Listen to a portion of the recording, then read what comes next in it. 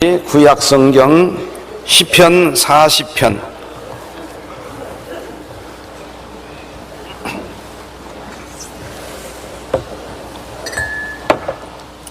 830페이지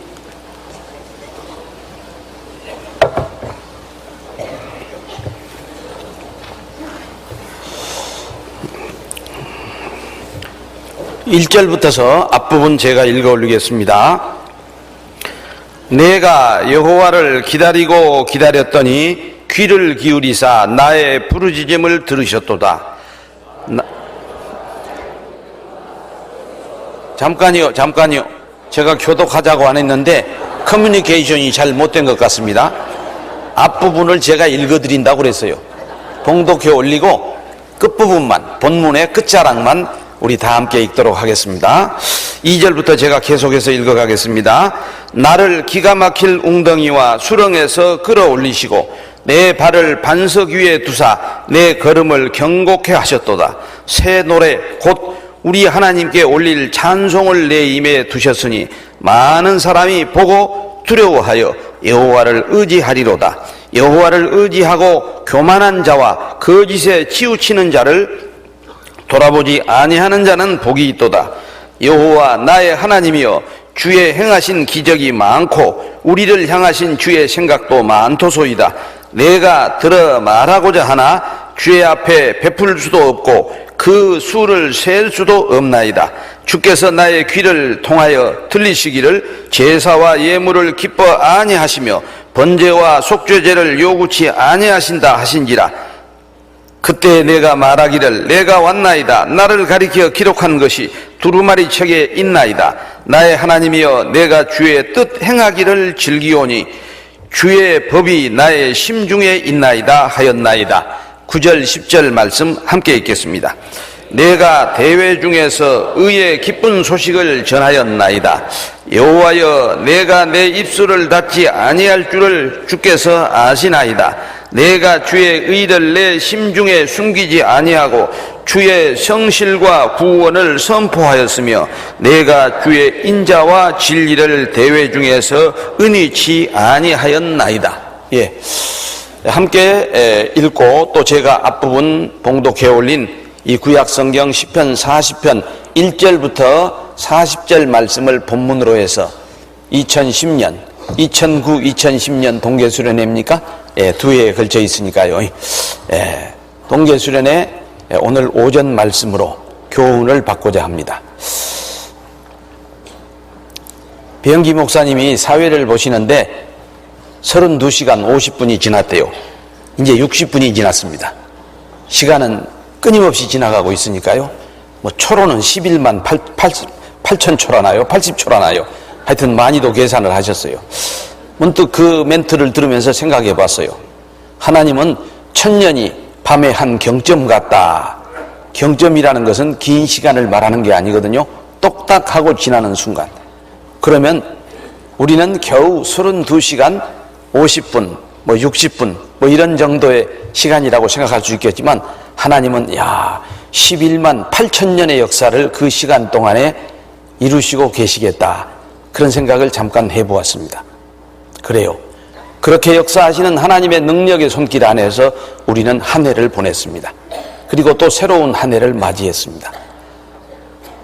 구원받지 않는 이방인들도 세상 사람들도 한 해를 보내면서는 지나간 해를 돌아보고 새해 어떤 소망을 가지고 그 꿈이 이루어지기를 기도합니다.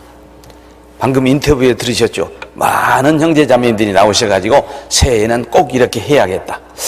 그런데 그 인터뷰를 들으면서 오늘 혹시 오전 말씀 교재 제목이 나오나 하고 가슴 두근거리면서 기다렸습니다. 마치 연인을 기다리는 심정으로. 그런데 안타깝게도 한 분도 오늘 제목을 말하는 분은 없었어요. 무엇인가 해보겠다, 무엇인가 버리겠다, 무엇인가 없애겠다. 하여튼 그런 강한 의지를 표현한 것은 참 새해가 잘 될 것 같은 그런 소망들을 다 말씀해 주셨습니다. 저는 그 중에서 한 분쯤은 잠잠히 참고 기다려서 기다리는 자를 축복해 주시는 하나님의 축복을 받는 한 해가 되었으면 좋겠습니다. 그런 인터뷰가 나오는가 하고 기다렸는데 안 나왔어요. 그래서 서운한 게 아니라 감사합니다. 오늘 제목이 미리 나와버렸으면 그분에게는 별로 해당 안 되는 말씀의 교훈이 될 텐데, 오늘 우리가 교훈받고자 하는 말씀은 시편 40편 1절에 보면 내가 여호와를 기다리고 기다렸더니 귀를 기울이사 나의 부르짖음을 들으셨도다. 3000년 전 시편 기자 다윗 왕은 기다리고 기다렸답니다. 2번만 기다렸을까요? 수백 번, 1000번 기다렸을까요? 말씀에는 기다리고 기다렸더니 라고만 2번 기록되어 있지만 그 기다리고 기다렸더니라는 단 2구절의 말씀 속에 도대체 다윗 왕이 얼마나 참고 기다렸을까? 몇 번일까? 생각해 보세요. 1월 2일 오늘도 벌써 32시간 몇십 분이 지나갔다고 하는데 20년을 참고 기다린 다윗 왕의 생애 속에서 도대체 기다리고 기다리는 시간이 몇 번이었을까를 저는 이 말씀을 오늘 본문 말씀으로 삼기 위해서 좀 묵상하면서 생각해 봤어요. 기다리고 기다리면 귀를 기울이사 나의 부르짖음을 들으셨도다. 참고 기다렸더니 하나님께서 자기의 기도에 응답하셨어요. 어떻게 응답하셨다고요? 2절 말씀 같이 읽겠습니다. 나를 기가 막힐 웅덩이와 수렁에서 끌어올리시고 내 발을 반석 위에 두사 내 걸음을 경고케 하셨도다. 기가 막힐 웅덩이. 여러분도 기가 막힐 웅덩이를 경험해 본 적이 있죠? 다윗 왕만 기가 막힐 웅덩이를 경험합니까? 다윗 왕의 기가 막힐 웅덩이는 우리는 구약 성경에서 늘 만날 수 있죠. 그러나 내가 체험한 그 기가 막힐 웅덩이를 아는 형제 자매님들은 별로 없으실 겁니다. 아마 여러분도 그렇게 생각하실 것입니다. 우리도 이와 같이 기가 막힐 웅덩이에서 수렁에서 나를 건지시는 하나님의 손길을 체험해 본 적이 없으십니까? 없으시다면 신앙생활 별로 안 하신 분이네요. 신앙생활이란 무엇이냐? 어쩌면 고난의 웅덩이에서 고난의 수렁에서 건짐받는 체험이라고도 할 수 있습니다. 왜? 우리가 사는 인생길은 고난이 없을 수가 없으니까. 고난 없는 인생이 있습니까? 아마 2010년 새해에도 많은 문제와 고난과 시험을 우리는 당하게 될 것입니다. 그렇기 때문에 2010년 한 해가 정말 다윗 왕의 신앙 고백처럼 나도 기다리고 기다렸더니 기가 막힐 웅덩이와 수렁에서 건져주실 뿐만 아니라 내 걸음이라고 하는 것은 내 인생의 행보입니다. 우리는 지금 인생길을 걸어가고 있습니다. 광야길을 걸어가고 있습니다. 30년 걸어오신 분도 있고 20년 걸어오신 분도 있고 이제 겨우 1년 걸어오신 분도 있고 한 달 걸어오신 분도 계실 겁니다. 그 인생 행로에 내 발걸음을 아주 견고하게 세우셨도다 라고 하신 축복이 우리의 삶 속에 이루어지기를 소망합니다. 일찍이 바울 사도도 그리스도를 위하여 우리에게 은혜를 베푸신 것은 고난도 받게 하려 하십니다. 그 말씀처럼 반드시 구원받은 그리스도인의 삶 속에도 고난이 있습니다. 그 고난을 너희가 들은 바요 본 바라고 사도 바울은 이야기하고 있습니다. 빌립보서 1장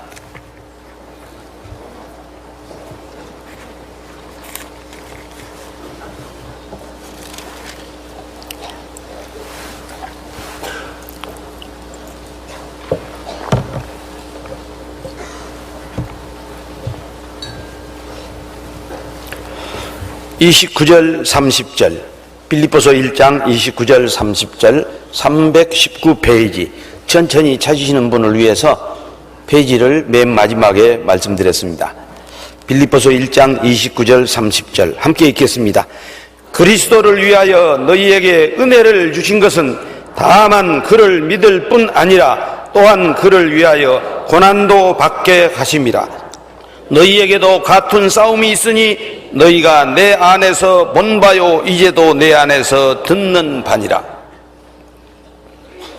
1900년 전 사도 바울께서 빌립보 성도들에게 너희에게도 같은 싸움이 있으니 너희가 내 안에서 본 바요 이제도 내 안에서 듣는 바니라. 지금 이 시간 우리 안에 어떤 싸움이 있습니까? 지금 이 시간 우리는 어쩌면 동계수련회로 2박 3일을 함께하는 것은 영적 전투에 승리하기 위한 훈련을 받고 있다고도 말할 수 있습니다. 동계수련회에 참석하셔서 말씀의 검으로 무장한 하나님의 자녀들과 동계수련회에 참석하지 않고 세상 가운데 있는 자녀들과의 영적 전투의 결과는 보나마나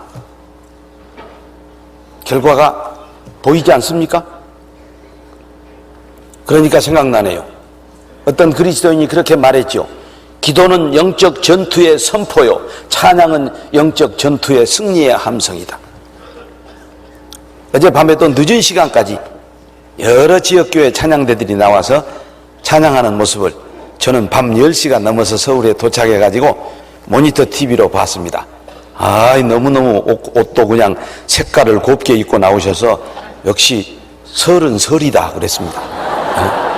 그분들 찬양대복으로 입고 나오셨는지 설빔으로 입고 나오셨는지, 왜 그렇게 우리가 동계수련회 중에도 특별 프로그램으로 찬양의 시간을 갖습니까? 찬양은 우리의 영적 전투의 승리의 선포라니까요. 좀 성급하지만 신년 초에 첫날 벌써 우리는 승리를 선포했어요. 왜? 우리는 이기는 싸움을 싸우고 있으니까. 너희가 세상을 이기게 하리라고 주님께서 약속하셨지 않습니까? 이미 주님이 약속해 놓으신 싸움을 우리는 싸우기 때문에 우리는 승리를 미리 선포할 수도 있습니다. 그렇다고 해서 교만해서는 안 되겠죠? 교만은 패망의 선봉이요 거만한 마음은 넘어짐의 앞잡이지라.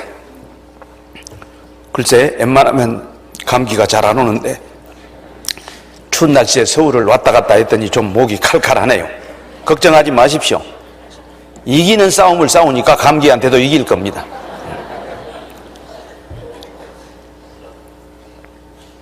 지금 우리에게는 영적 전투의 고난이 있습니다.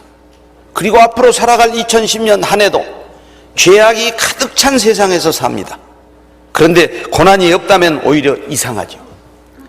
많은 문제와 고난이 있습니다. 그래도 그 고난 속에서 우리도 3000년 전 다윗 왕처럼 기다리고 기다렸더니 내 부르짖음을 들으셨도다. 기가 막힐 웅덩이와 수렁에서 나를 건져내시는 하나님의 그 임재를 체험하는 그리스도인만이 주님을 위해서 뜨거운 열정으로 살 수 있습니다. 어떤 그리스도인이 그렇게 말했습니다.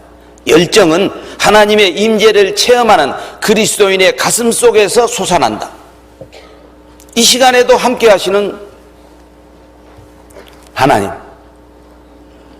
저는 아까 신년 각오를 말하는 형제 자매님들의 인터뷰 내용 속에서도 함께 하시는 하나님, 기다리는 자의 축복에 관한 말씀은 딱 감춰 놓으시고 교훈으로 듣도록 하시는 하나님의 역사, 또 오늘 기다리는 사람이 받는 축복 가운데 새 노래를 입에 담아서 부르게 하는 찬송의 삶을 살게 합니다.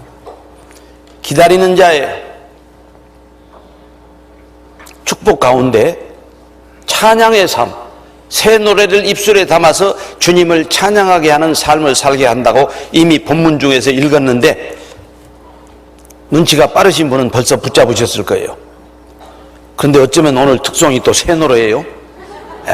역사하시는 하나님, 이 시간에도 우리와 함께 하시고 역사하시는 하나님의 임재를 체험하는 그리스도인의 가슴 속에서 열정은 솟아난다고 말했습니다. 왜 우리가 기다리고 기다리면서 울부짖고 나를 기가 막힐 웅덩이와 수렁에서 건지시는 하나님을 체험해야 하냐? 그런 체험이 하나님이 나와 함께 하신다는 임재의 체험이고, 그런 임재의 체험을 통해서 내 마음 속에서 주님과 올 한 해도 뜨겁게 함께 살 수 있는 열정이 솟아납니다. 열정이 없는 사람은 새로운 삶을 개척해 갈 수 없습니다. 특히 고난을 믿음으로 이겨낼 수 없습니다. 우리가 많은 문제를 생활 가운데서 만납니다. 그것을 고난이라고도 표현하죠. 그런데 그 고난을 어떻게 맞이하느냐? 이 세상에 고난을 직면하지 않는 인생은 없습니다. 그러나 직면하는 그 고난을 어떻게 이겨내느냐에 따라서 그 고난이 재앙이 될 수도 있지만 그 고난이 축복이 될 수도 있습니다. 그러니까 생각나네요. 어떤 병원 원장님에게 간호사가 찾아왔어요. 원장님, 우리 병원 안에 크고 작은 너무너무 많은 문제가 있습니다.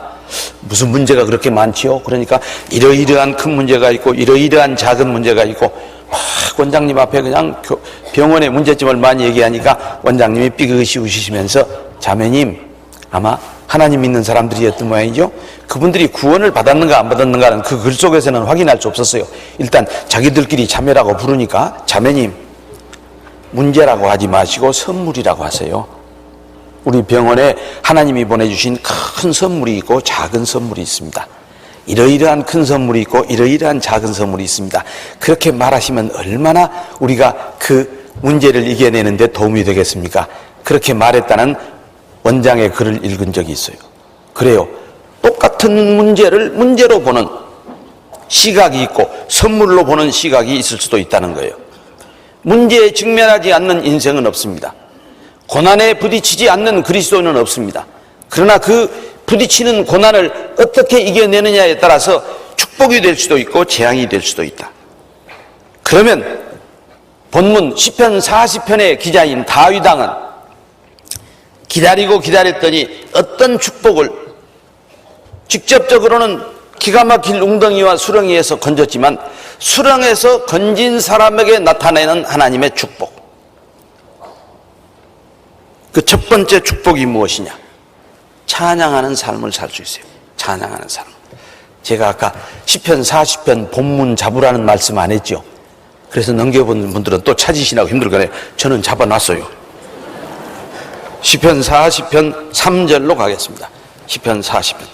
앞으로 종종 돌아옵니다. 잘 잡아놓으세요. 본문이라 할 때는 꼭 잡아놓으셔야 돼요. 잡으라고 안 해도. 뭐 시작하는 말씀으로 읽었습니다. 그러면 지나가도 됩니다. 그러나 본문일 때는 이 본문으로 자주 돌아오게 돼요.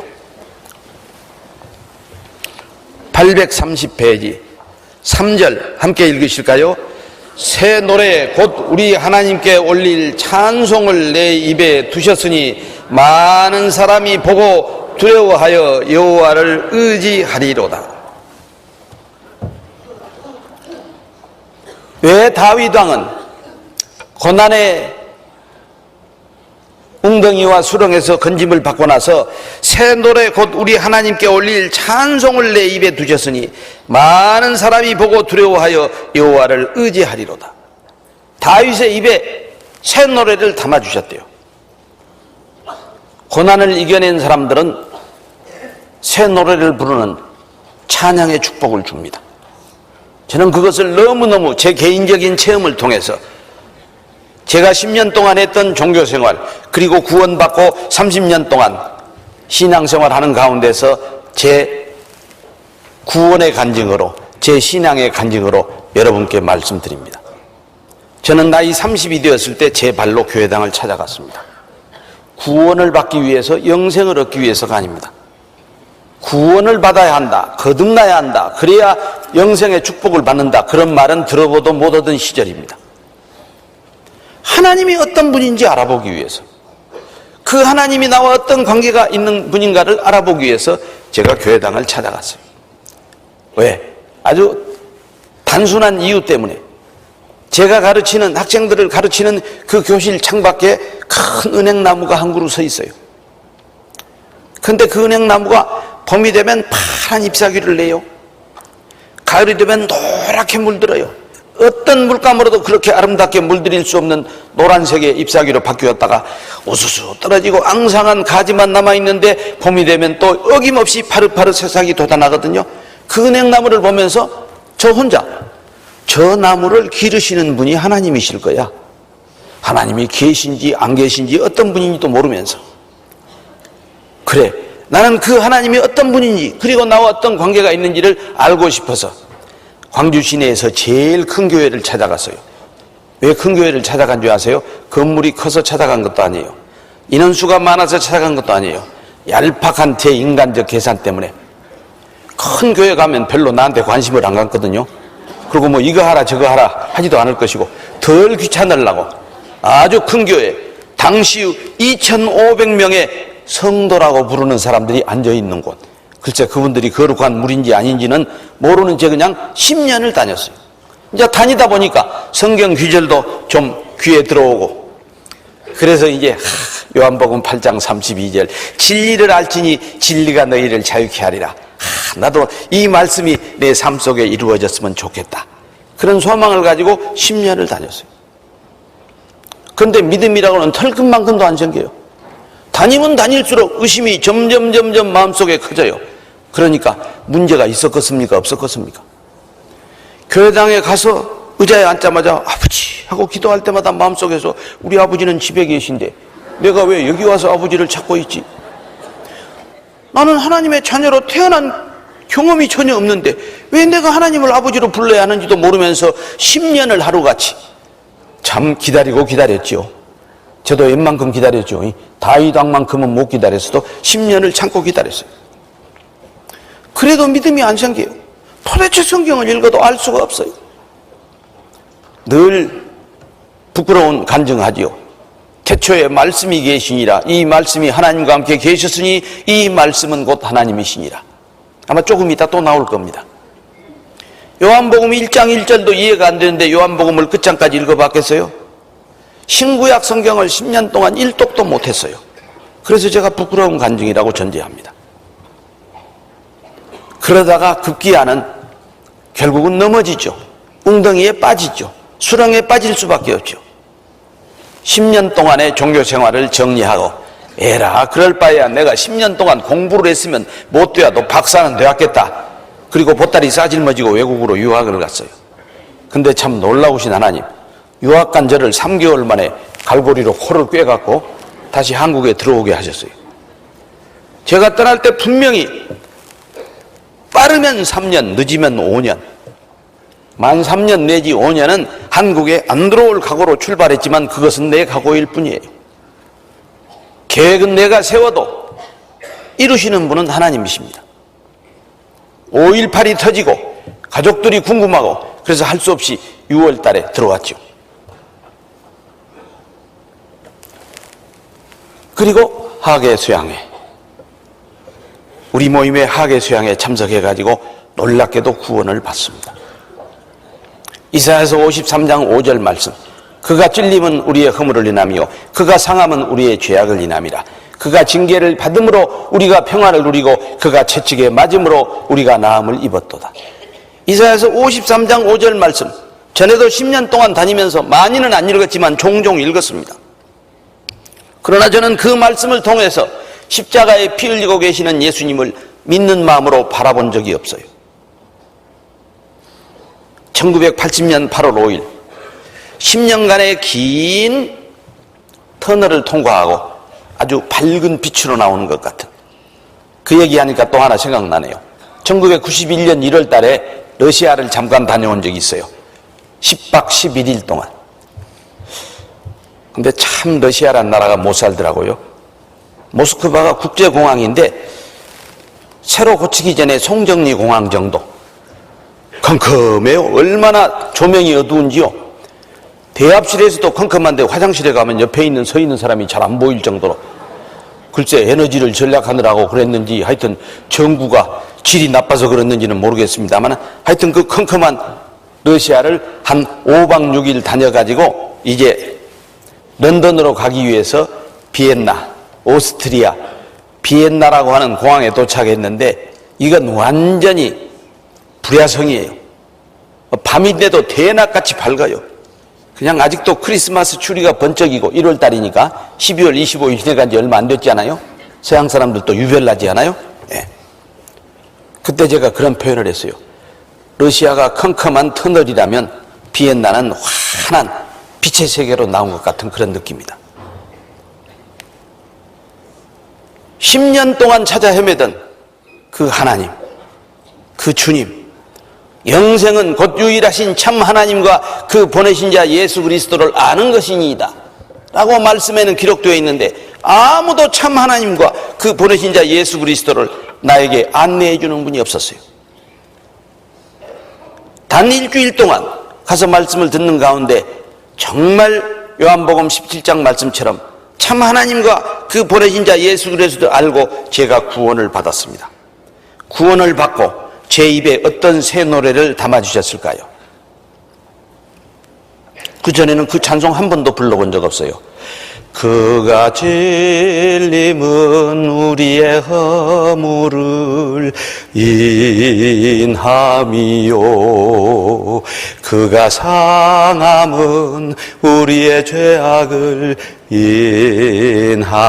인함이라.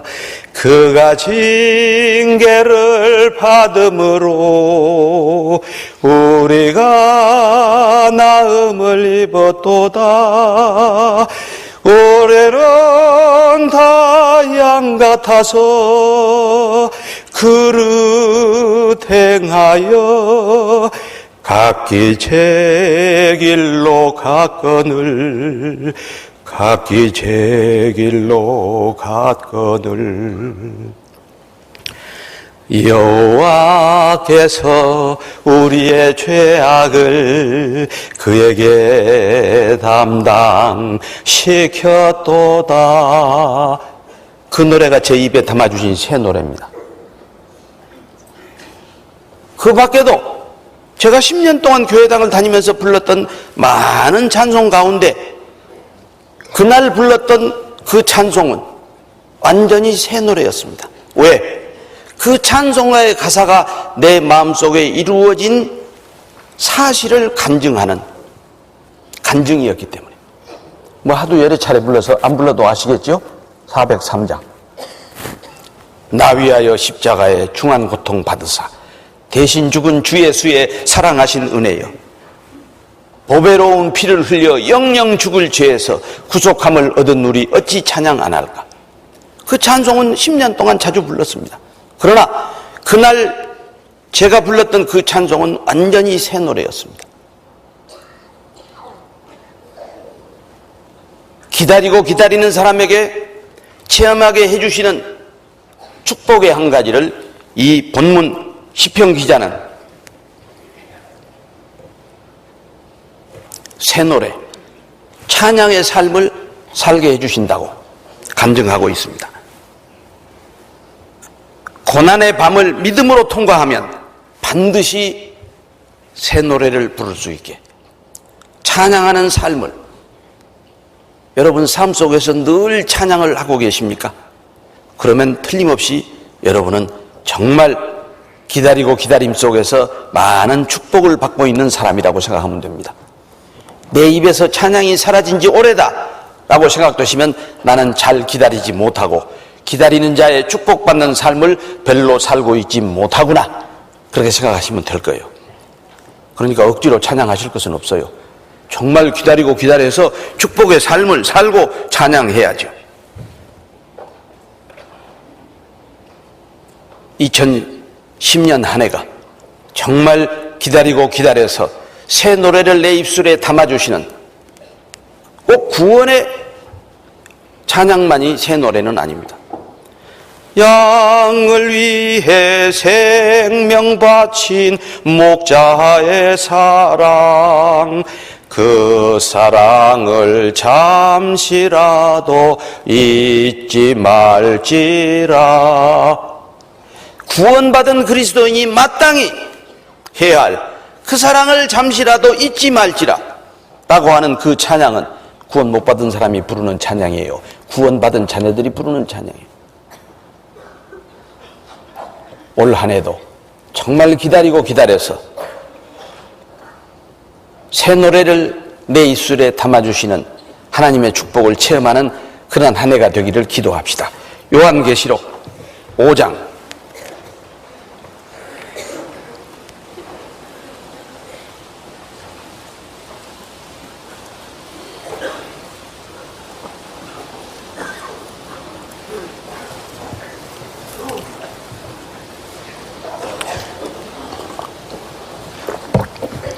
9절 10절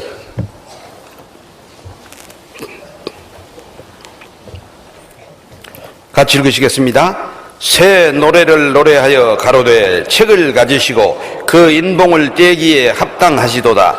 일찍 죽임을 당하사 각 족속과 방언과 백성과 나라 가운데서 사람들을 피로 사서 하나님께 드리시고 저희로 우리 하나님 앞에서 나라와 제사장을 삼으셨으니 저희가 땅에서 왕 노릇하려다가 하도다. 예, 이 세상에서의 모든 환난과 고생이 끝나고 이제 우리가 하나님의 보좌 앞에 섰을 때 정말 피로 사서 나라와 제사장이 되게 하신 하나님의 자녀들이 하나님의 보좌 앞에서 새 노래를 부르는 모습을 파노라마처럼 지금 보여주고 계시는 장면입니다. 이 땅에서도 천국에 가서는 물론이고 하나님의 보좌 앞에서는 물론이고 이 땅에서도 정말 고난 가운데서 구원하시는 하나님의 체험을 하고 찬양의 삶을 살려면 정말 그리스도인답게 고난을 맞이하고 믿음으로 그 고난을 통과해야 합니다. 그래야만이 필연적으로 건짐받은 찬양의 삶을 살 수가 있습니다. 두 번째, 시편 본문 기자가 간증하고 있는 또 하나의 기다리는 자에게 내린 축복의 삶은 어떤 삶일까요? 8절, 본문 8절. 또 본문으로 돌아가지요?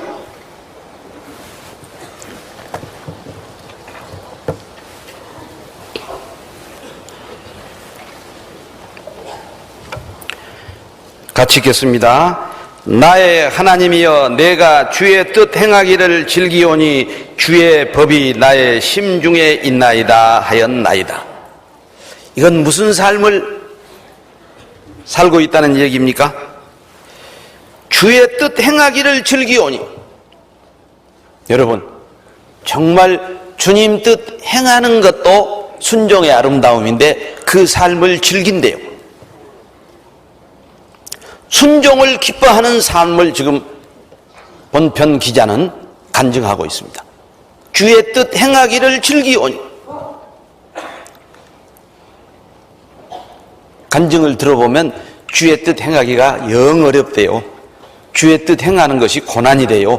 그렇게 간증을 우리는 많이 듣습니다. 얼마나 힘들게 주의 뜻을 행하고 내가 신앙을 지키고 살아왔는가. 우리가 구역이나 어떤 조모임이나 이런 모임에 가서 듣는 간증 가운데 그런 간증이 꽤 있지요. 그런데 이 시편 기자는 뭐라고 말하고 있어요? 기다리고 기다렸더니 기가 막힐 웅덩이와 수렁에서 건짐을 받고 나서 주의 뜻 행하기를 즐기오니. 순종의 삶을 기뻐하는 간증을 우리에게 들려주고 있습니다. 주의 뜻 행하기를 기뻐하는 사람의 마음속에는 무엇이 있을까요? 주의 법이 나의 중심에 있나이다. 주의 뜻을 행하려면 주의 뜻이 내 심중에 있어야죠. 심중에도 없는 주님의 뜻을 어떻게 행합니까? 그래서 아울러서 주의 뜻 행하기를 즐기오니 주의 법이 내 심중에 있나이다. 어쩌면 12월 31일 저녁부터 오늘 이 시간까지 우리는 심중에 단 한마디 말씀이라도 주의 법을 새기기 위해서 앉아있다고도 말할 수 있어요. 우리가 참 많은 말씀을 듣습니다. 첫째 날 저녁과 둘째 날 저녁은 영상으로 전국 11개 권역이 서울중앙교회에서 증거되고 있는 이완 목사님 말씀을 들었고, 어제 오전과 오늘 오전은 각 지역교회별로 다른 강사들이 하나님의 말씀을 전합니다. 자, 이번 동계 수련회 들은 말씀만 해도 평균 약 2시간씩 잡읍시다. 그러면 몇 시간 들었어요? 8시간. 물론 저는 2시간을 다 못합니다. 오늘 또 2시간 다 안 하랍니다. 성찬식을 좀 빨리 끝내기 위해서. 돌아가실 분, 저 고흥까지 돌아가실 분도 생각해야지요. 고흥이 제일 뭡니까? 그렇지는 않지만은 해외에서 오신 분도 있죠. 완도도 가셔야 하고 진도도 가셔야 하고 지도도 가셔야 하고 그래요.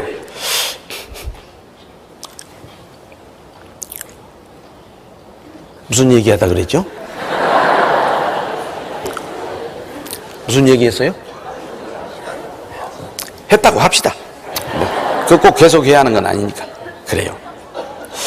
많은 말씀을 듣지만 정말 8시간 들었던 말씀 가운데 내 마음판에 새겨져 있는 말씀은 무엇인가? 라고 이 시간 자문해 보십시오. 저는 다 아직 안 들었으니까 제가 드린 오늘 오전 말씀은 빼놓고요. 6시간 들은 말씀 가운데 정말 마음판에 새겨져 있는 말씀. 온전히 한 줄 말씀이 아니라도 상관없습니다. 온전히 한 절을 다 외워야만이 하는 건 아니에요. 그러나 정말 한 해를 붙잡고 살아가야 할 말씀, 1월 한 달을 붙잡고 살아가야 할 말씀, 이번 한 주를 붙잡고 살아가야 할 말씀, 오늘 댁에 돌아가시는 그 시간까지라도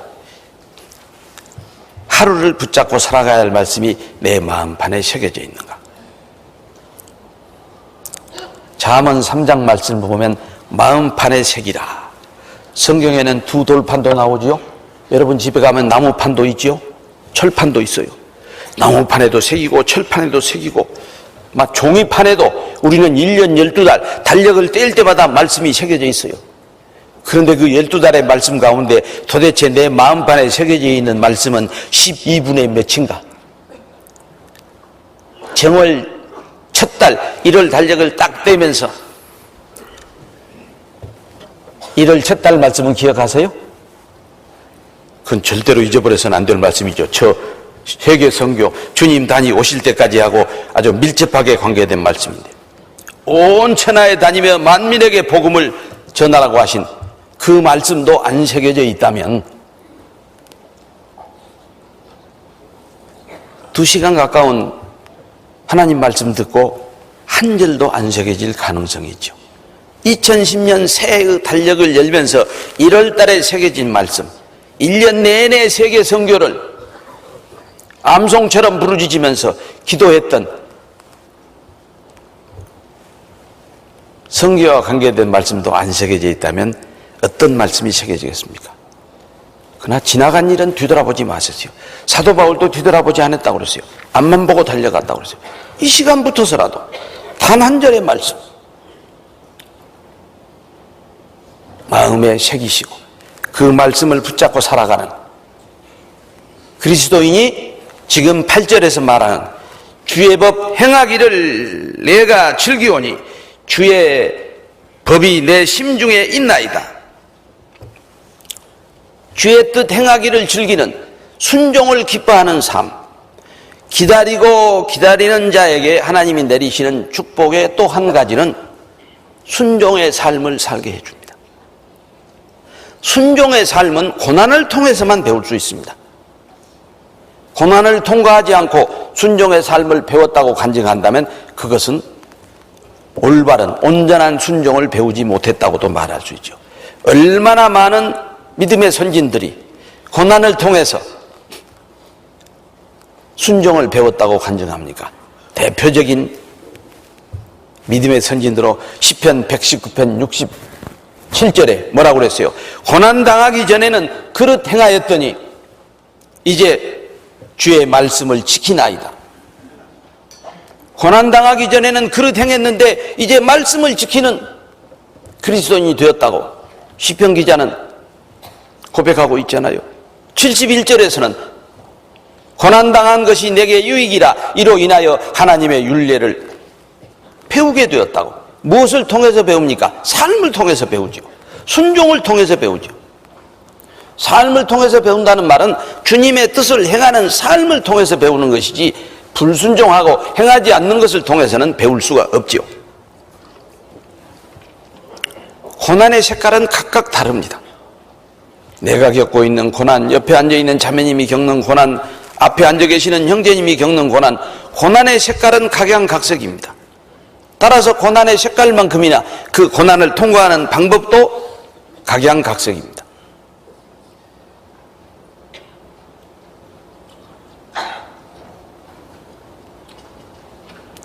그리고 그것을 통해서 얻는 교훈은 동일합니다.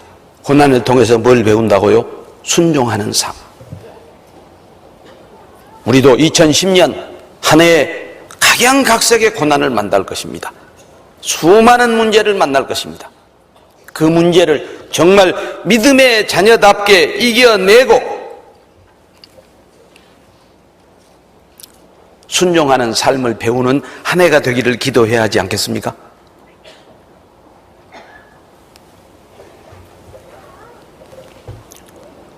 세 번째, 이 시편 기자는 어떤 축복의 삶을 체험했을까요?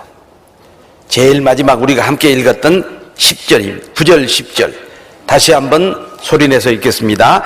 내가 대회 중에서 의의 기쁜 소식을 전하였나이다. 여호와여, 내가 내 입술을 닫지 아니할 줄을 주께서 아시나이다. 내가 주의 의를 내 심중에 숨기지 아니하고 주의 성실과 구원을 선포하였으며 내가 주의 인자와 진리를 대회 중에서 은희치 아니하였나이다.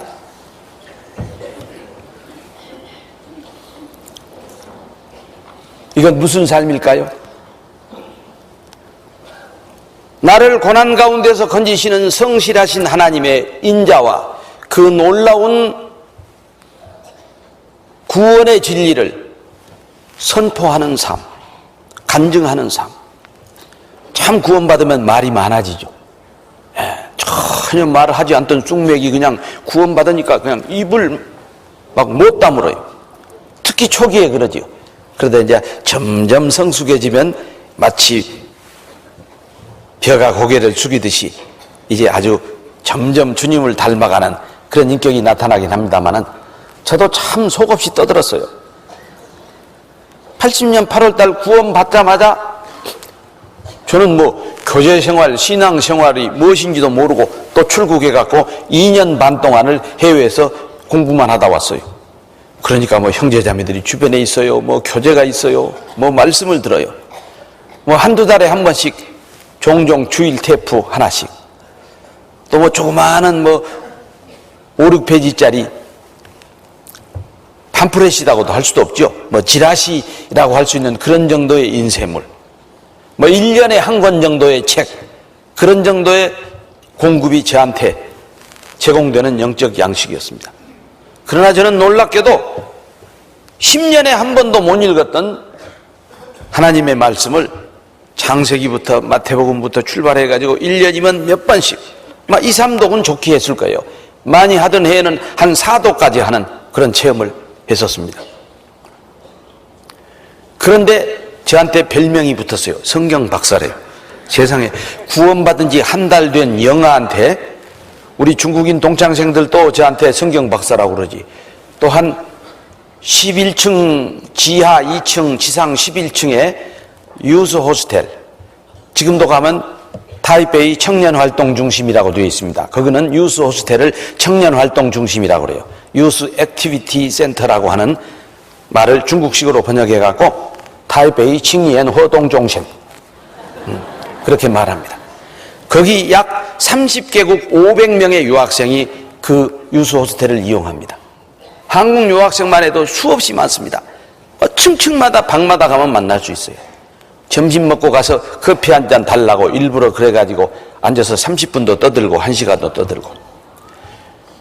성경 박사라는 별명은 들었는데 한 사람도 구원을 못 받아. 그것도 참 놀라운 역사죠. 아니, 나 같은 갓난 애가 어떻게 애를 낳겠어요. 나중에 이제 돌아와서 비록 숫자는 많지 않지만 광주교회를 통해서 20여 명의 형제자매를 통해서 5,500명이 되는 놀라운 영적 출산을 보면서 구원은 교회를 통해서 이제 갓 구원받은 문간용이 혼자 떠들어서 구원을 받는 게 아니라 교회를 통해서 첫날 우리가 교훈 받았죠. 교회의 의미를 알고 그 교회의 의미에 합당하게 우리가 살아갈 때 교회 안에 하나님은 역사하시고 교회 안에 하나님은 영생의 축복을 주시고 교회 안에 하나님은 하나님이 이 땅에 펼치시고자 하는 사역을 펼치시는 겁니다.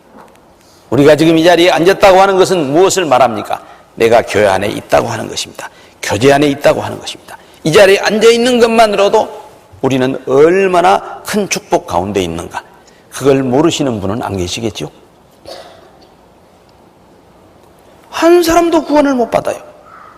떠들기는 뭐 엄청 떠들었어요. 2년 반 동안. 그리고 돌아와서 광주교회에서 이제 신앙생활을 배우면서 그때 제일 이해가 안 되는 말씀이 교회의 의미를 알아야 한대요. 나 교회에 대해서 다 아는데 뭘 교회의 의미를 알아야 할까? 그런데 이제 겨우 30년 되니까 철 들어가기 시작해요. 요즘 교회의 의미를 알아가고 있습니다. 지금도 날마다 해마다 말씀 속에서 이런 교회의 의미가 있었구나. 내가 아직 그것도 깨닫지 못했구나. 그래요. 기다리고 기다린다는 건 모르는 사람 누가 있습니까? 기다리고 기다렸더니 나의 부르짖음을 들으셨도다. 기가 막힐 웅덩이와 수렁에서 건지시고 내 걸음을 경고케 하셨다고 하는 말씀 안 읽어보신 분이 누가 있습니까? 그러나 우리가 왜 새벽 뒤에 이런 말씀을 가지고 또 교훈을 받고자 합니까? 하나님의 말씀 속에는 무궁무진한 진리가 들어있습니다. 그 진리의 광맥을 우리가 얼마나 잘 일구어내느냐, 그리고 그 말씀을 우리가 실천해서 사느냐에 따라서 우리의 삶의 축복이 달라진다고 말할 수 있습니다. 특히 9절에 보면 내가 대회 중에서 의의 기쁜 소식을 전하였나이다. 의의 기쁜 소식, 굿뉴스, 복음 아닙니까? 그것도 하나님의 의의 기쁜 소식. 우리가 이 땅에 뭐 하러 남아 있습니까? 의의 기쁜 소식을 전하기 위해서 남아 있습니다. 그 일이 끝나면 우리는 가야 합니다.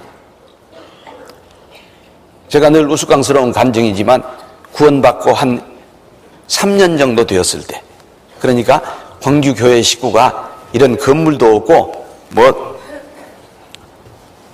오피스텔도 빌리지 못해가지고 저 외국어 학원 영어 배우는 학생들 강의실로 쓰는 50명 정도 앉는 강의실에 앉아서 교제할 때 주일날 가기만 가면 신장을 세어봐요. 20켤레가 안 돼.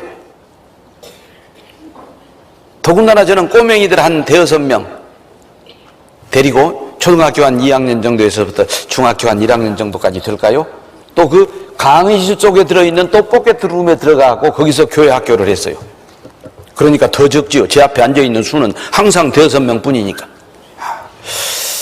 어떻게 하면 우리 광주교회가 구원의 축복이 더해질까, 그런 간절한 소망을 갖고 있었기 때문에 어느 날 잠언 11장 30절 말씀을 읽다가 의인의 열매는 생명나무라 지혜로운 자는 사람을 얻느니라. 그 말씀을 거의 오전 내내 묵상했던 적이 있어요. 그렇고 할 일이 없어갖고 계산해 봤다니까요. 광주교회가 2명이라고 하자. 지금 20명 가까이 되는데 2명이라고 하자. 그래서 한 해에 1명씩만 전도하면 내년에는 4명, 그 다음에는 8명, 그 다음에는 16명, 그 다음에는 32명, 그 다음에는 64명, 그 다음에는 128명, 그 다음에는 256명. 이렇게 계산하다가 암산으로는 안 되겠더라고요. 그래서 얼른 서랍에 가서 휴대용 전자계산기를 갖고 와서 2 곱하기 2 고로 1번, 2번, 3번, 4번 32번 누르니까요 80몇 억이 나와버려요. 80몇 억. 그때 지구상에 50억도 없을 때요. 그래서 내가 32번 누르기 전에 가겠구나. 아니, 이 땅에 50억밖에 안 사는데 80몇 억이 구원받아 불면 난 가야지요.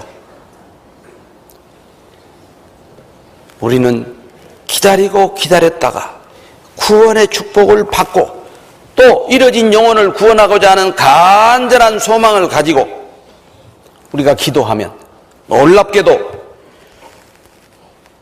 내가 대회 중에서 의의 기쁜 소식을 전하였나이다. 내가 내 입술을 닫지 아니할 줄을 주께서 아시나이다. 왜 입술을 닫지 않아요? 쓸데없는 말 하라는 말이 아니죠.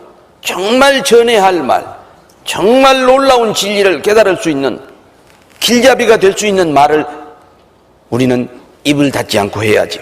10절 내가 주의 의를 내 심중에 숨기지 아니하고 주의 성실과 구원을 선포하였으며 간증하는 삶, 선포하는 삶을 축복으로 주신다는 약속의 말씀입니다. 그리고 다윗 왕이 실제로 그런 삶을 살았다고 하는 간증 아닙니까? 제가 금년에 세계 선교 주님 다시 오실 때까지 저걸 선택해버리면 내년에는 뭘 할까 그런 걱정이 좀 있더라고요. 그러지 않아요. 근데 저걸 선택하면서 저거 한 번만 선택하면 내년에는 또 표어를 바꿔도 세계 선교 주님 오실 때까지니까 내년 내후년 주님 오실 때까지 저 슬로건은 유효해요 안 해요? 유효하고 말고요. 그래서 이걸로 합시다. 물론 그보다 먼저 교구를 담당하신 우리 전도인들이 여러 개를 뽑아가지고 그 중에서 가장 베스트 10을 뽑고 베스트 10 가운데 가장 많은 표를 얻은 슬로건이 저것이었습니다. 그래요. 우리는 이 땅에 뭐하러 남아 있습니까? 복음을 전하기 위해서. 너희는 말씀을 전파하라. 때를 얻든지 못 얻든지 항상 힘쓰라. 범사의 오래 참음과 가르침으로 경책하며 경계하며 구원하라. 1900년 전 바울 사도가 디모데에게만 당부한 말입니까? 오늘 이 시간 우리에게 당부하는 말씀입니까?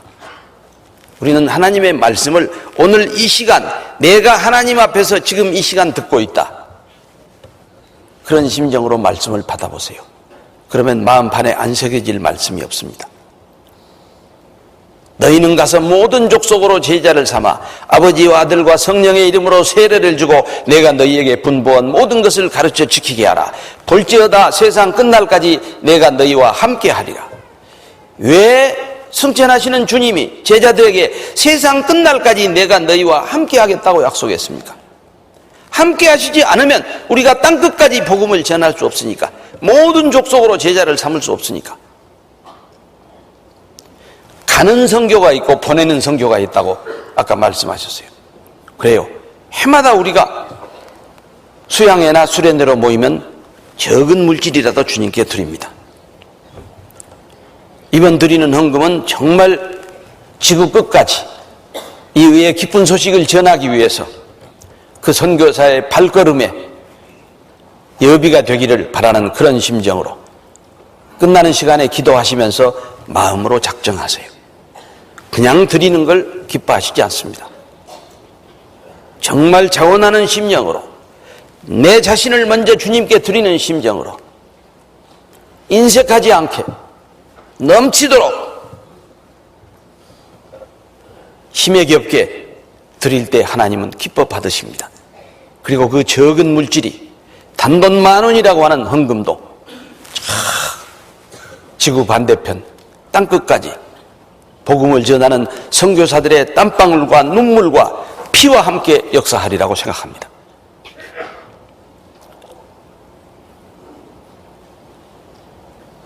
사도 바울이 디모데전서 1장 15절에서 미쁘다 모든 사람이 받을 만한 이 말이여 그리스도 예수께서 죄인을 구원하시려고 세상에 임하셨다 하였도다.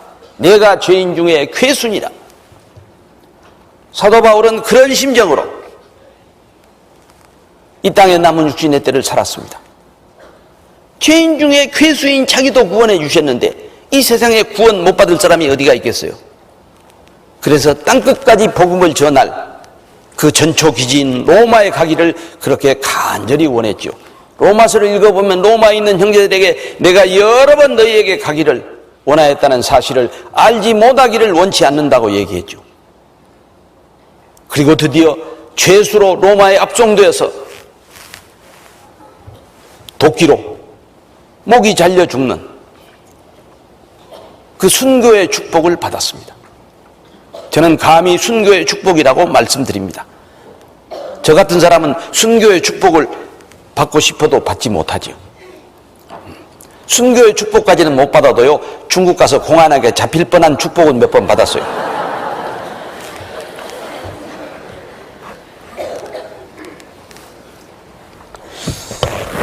정부에서 이 종교적인 탄압이 있는 그런 지역에 가서 이 선교를 할 때는 지혜가 필요해요.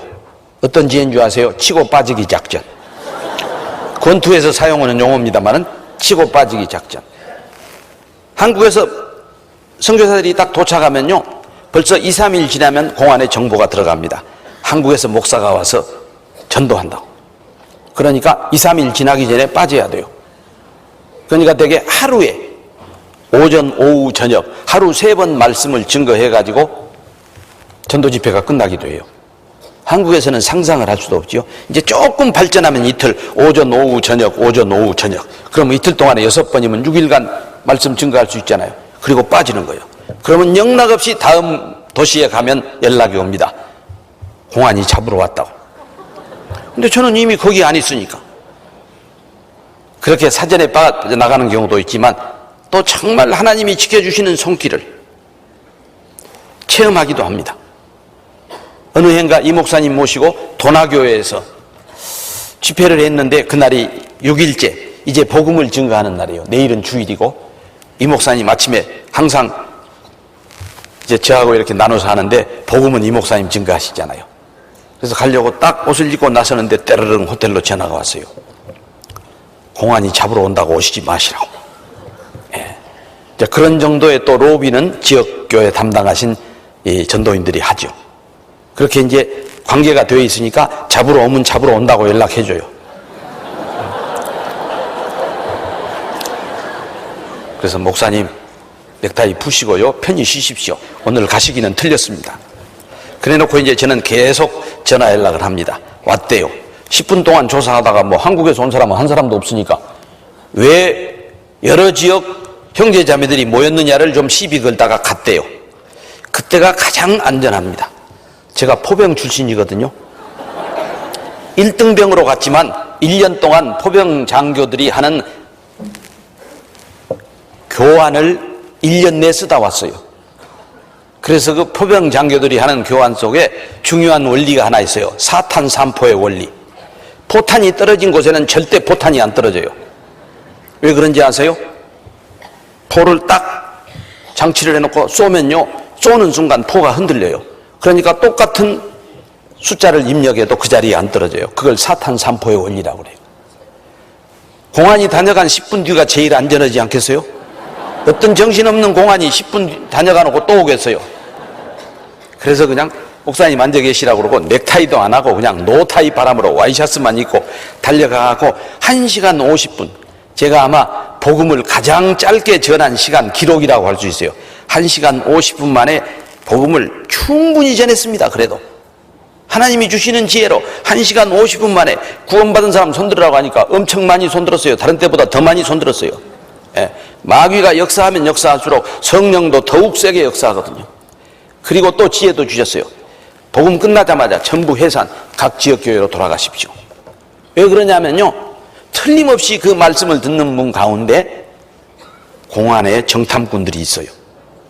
그러니까 뭐라고 들어가겠어요? 당신들 다녀간 뒤 10분 뒤에 와서 한국 목사가 또 설교했다. 얼마나 약오르겠어요. 내일 붙잡히면 정말 재미없지요. 그래서 전부 해산. 그리고 우리는 3개 지역을 방문해가지고 주일날은 다른 지역에 가서 3시간씩 3시간씩 3시간씩 세 지역에 가서 주일날 말씀하려고 했던 복음 이후와 복음 이후의 생활에 대해서 말씀을 하고 왔던 적이 있어요. 그보다 더 아슬아슬했던 경우는 이제 첫째 날 처소교회라는 데가 있어요. 중국에 가면 처소교회. 왜 처소교회라고 하냐면요, 이런 교회당 건물이 아니에요. 깊은 산속 간대 몇 채 없는 그런 가정집이 있는 가운데 한 가정집을 모임 장소로 비밀리에 정해놓고 공안 당국의 눈을 피해서 모이는 장소를 처소교회라고 합니다. 성경에서 처소는 따왔는데 그것이 처소교회는 아니지요만은 중국에서 쓰는 용어입니다. 그때도 처음 도착하니까 아무래도 위험할 것 같다고 교회당 건물이 있는데도 처소교회에서 집회를 했으면 좋겠다고. 현지 전도인들 말을 들어야죠. 그 시골까지 이제 또 차를 타고 가서 노트북을 막 설치하려고 하는데 전기가 안 들어와요. 정전. 그래서 그냥 언제까지 기다릴 수도 없잖아요. 그냥 노트북 없이 성경책하고 입만 가지고 2시간 반 동안 했어요. 제가 그렇게 들었거든요. 80년 8월 달에. 그러니까 역시 배운 대로 할 수가 있더라고요. 그 다음 날은 다행히 전기가 왔어요. 그래서 막 노트북을 설치하고 전도 집회를 시작하려고 하는데 따르릉 전화가 왔어요. 전도사님이에요. 큰일 났다고. 지금 형사들이 잡으러 오니까 빨리 피신하시라고. 참, 그때 정말 하나님의 도우심.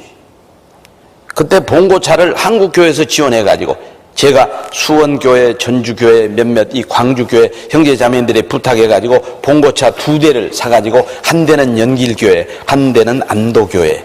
안도교회는 조금 적은 8인승, 연길교회는 10인승 이렇게 사서 전도에 활용할 수 있도록 그렇게 했는데 그 봉고차 때문에 제가 안 붙잡혔어요. 그때만 해도 중국에 차가 귀할 때입니다. 요즘 중국 자동차 시장이 얼마나 넓은지 아세요? 앞으로 조금 있으면요 1년에 1000만 대가 팔린대요. 1000만 대가. 어제 신문에 보니까 그야말로 최고로 많이 팔리는 폭스바겐이 10%가 안 됩니다. 우리 현대차도 엄청나게 팔리고 있지만 그러나 그때는 차가 없을 때예요. 그 안도교회 8인승 봉고차 꼭 식빵같이 생겼다고 그래서 중국 사람들은 식빵차라고 그래요. 우리는 봉고차라고 그러지만 그 사람들은 미엔바오처 식빵차입니다. 직역하면. 그 차를 종교국장이 좀 쓰겠다고 자기 자녀들이 하계 휴가를 왔는데 어디 천변에 가서 좀 물에도 담그고 쉴라는데 그 차를 좀 쓰겠다고 그래서 우리 전도사님이 그 차를 운전해 갖고 종교국장 가족을 실러 가는데 경찰차하고 이렇게 지나친 거예요. 우리를 잡으러 오는 경찰차하고. 그런데 그 경찰차 안에 타고 있던 형사반장도 우리 전도사님을 봤고 우리 전도사님도 형사반장을 봤고 평소에 형님 동생하고 지내는 그런 막역한 사이인데 둘이 다 약속한 듯이 차가 딱 섰어요. 그리고 내려서 형님 어디 가십니까? 동생 어디 가시는가? 그러니까 형사반장 말이 나 한국에서 온 목사 잡으러 간다고. 우리 전도사님이 들어보니까 큰일 났거든요. 지금 저한테 전도집회 하락해놓고 자기는 종교국장 모시고 그 피서지에 실어다 주고 오려고 지금 가고 있는 판인데 그래서 아니 한국에서 뭔 목사가 와요? 시침이 뚝 떼고 물어봤대요. 그랬더니 키가 작고 안경 쓴 목사가 왔는데 그 사람 잡으러 간대요. 그래서 잠깐 그 차에서 이야기하는 척하면서 얼른 핸드폰을 내갖고 우리 장소로 연락을 한 거예요. 그 연락을 받은 제가 그냥 노트북이나 무엇이나 다 놔두고 도망가 버리면 쓰겠어요? 그 귀중한 전도 장비를 중국 각처에 가서 사용해야 되는데 그걸 싸느라고 시간이 상당히 많이 걸렸어요. 그런데 얼마나 우스꽝스러운 일이 벌어졌냐. 저랑 같이 갔던 전주 자매님들은 벌써 튀어버리고 없어요.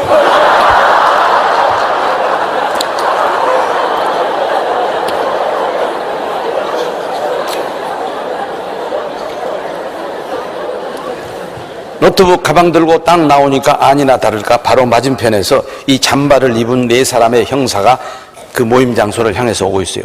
저는 아주 천연스럽게 전혀 모르는 척 그 사람들하고 살짝 스쳐갖고 아무래도 저쪽으로 가면 제가 갈 길은 저쪽이에요. 저쪽으로 가면 경찰차가 있을 것 같아요. 그래서 좌회전을 해가지고 그쪽으로 길이 있는지 없는지도 모르고 그냥 갔어요. 한참 가다 보니까 저 앞에 우리 전주교회 자매님들이 이제 가고 계세요.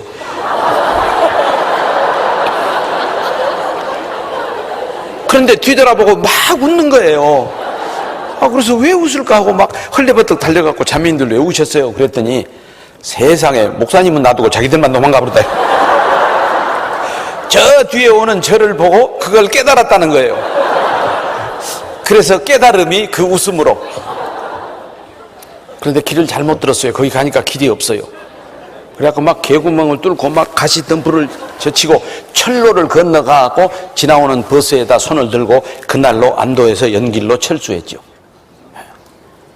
이런 체험들을 통해서 정말 고난도 고난이지만 그런 고난을 통해서 느끼는 기쁨, 그럴수록 내가 정말 중국 각지에 다니면서 이런 복음을 더 전해야겠다 라고 하는 그런 열정이 더 마음에 솟아납니다. 그리고 이 세상 많은 사람 가운데 나를 구원해 주시고 나에게 그 의의 기쁜 소식을 전할 수 있는 복음의 전달자가 되게 했다. 십자가의 전달자가 되게 했다. 여러분, 그게 얼마나 큰 축복인지 아세요? 요즘 여러분 즐겨 부르지요. 난 지극히 작은 자 죄인 중에 괴수 무익한 날 부르셔서 간절한 기대와 소망 부끄럽지 않게 십자가 정케하셨네. 어디든지 가리라 주위에 서라면 나는 전하리 그 십자가. 내 몸에 밴 십자가 그 보혈의 향기 온 세상 채울 때까지. 그 다음은 여러분도 아시죠? 아시는 분은 같이 부르세요. 살아도 주를 위해 죽어도 주를 위해 사나 죽으나 난 주의 것. 그만합시다. 클라이막스에서 그만두는 게 가장 아쉬움이 남거든요. 여운이 있어야 다음에 또 부르고 싶죠. 어쩌면 사도 바울의 심정을 담아갖고 그런 찬송을 작사하지 않았을까. 그리고 우리가 그 노래를 부르는 순간은 정말 내가 복음의 전달자요 십자가의 전달자라고 하는 그런 기쁨이 가슴에 충만한 순간이라고 할 수 있습니다. 그래서 찬양은 승리의 선포인지도 모릅니다. 자, 우리는 시편 40편 1절부터 40절까지 말씀을 통해서 3000년 전 다윗 왕이 기다리고 기다렸더니 내 부르짖음을 들으셨도다. 기도에 응답하시고 기가 막힐 웅덩이와 수렁에서 나를 건지시고 그것으로 그치시는 게 아니라 그런 건짐을 받은 자녀들에게 나타나는 세 가지 축복의 삶을 살펴보았습니다. 첫째, 찬양의 삶. 둘째, 순종의 삶. 셋째, 간증의 삶. 그것만 있겠어요? 그런데 왜 우리는 기다리지 못할까요? 이렇게 기다리는 자의 축복의 말씀에서 늘 교훈받고 있는데도 왜 기다리지 못하고 기다리는 자에게는 왜 하나님이 그런 축복을 주실까요? 그것은 하나님의 말씀의 법도입니다. 신앙생활의 원리입니다. 성경 말씀 속에 나와 있는 많은 신앙생활의 원리 가운데 우리가 반드시 깨닫지 않으면 안 될 한 가지 중요한 신앙생활의 원리가 하나님은 기다리는 자를 축복하신다는 원리입니다. 이사야서 30장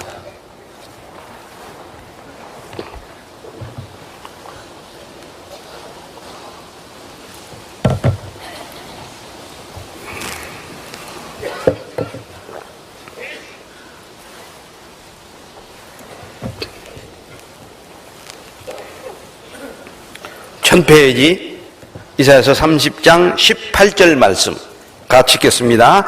그러나 여호와께서 기다리시나니 이는 너희에게 은혜를 베풀려 하시며 일어나시리니 이는 너희를 긍휼히 여기려 하심이라. 대저 여호와는 공의의 하나님이심이라. 무릇 그를 기다리는 자는 복이 있도다. 18절 긴 말씀이기 때문에 오늘 이 시간 여러분 이거 다 외우시려고 하지 마세요. 머리 아프셔요. 무릇 그를 기다리는 자는 복이 있도다. 이사야서 30장 18절 말씀만 잘 새기세요. 무릇 그를 기다리는 자는 복이 있도다. 누가 하신 말씀이에요? 하나님 말씀입니다. 하나님의 법도 신앙생활의 원리가 기다리는 자는 복이 있다고 하나님이 약속해 놓으셨기 때문에 기다리고 기다렸던 다윗 왕에게도 찬양의 삶, 순종의 삶, 선포의 삶을 살게 해 주셨습니다. 우리도 그런 삶을 살고 싶으면 기다려야겠죠. 이 말씀이 특히 감사한 것은 저는 이 말씀을 읽을 때마다 그러나 여호와께서 기다리시나니, 우리가 기다리고 기다린 게 아니에요. 하나님이 기다리신대요. 뭐 하려고 기다리실까요? 너희에게 은혜를 베풀려 하시며. 하나님은 우리에게 은혜를 베풀려고 기다리시고 우리는 은혜의 축복을 받으려고 기다려야 되는데, 기다리시는 하나님은 은혜를 주시려고 하는데 내가 성급하게 못 기다리니까 축복을 못 받을 수밖에 없죠.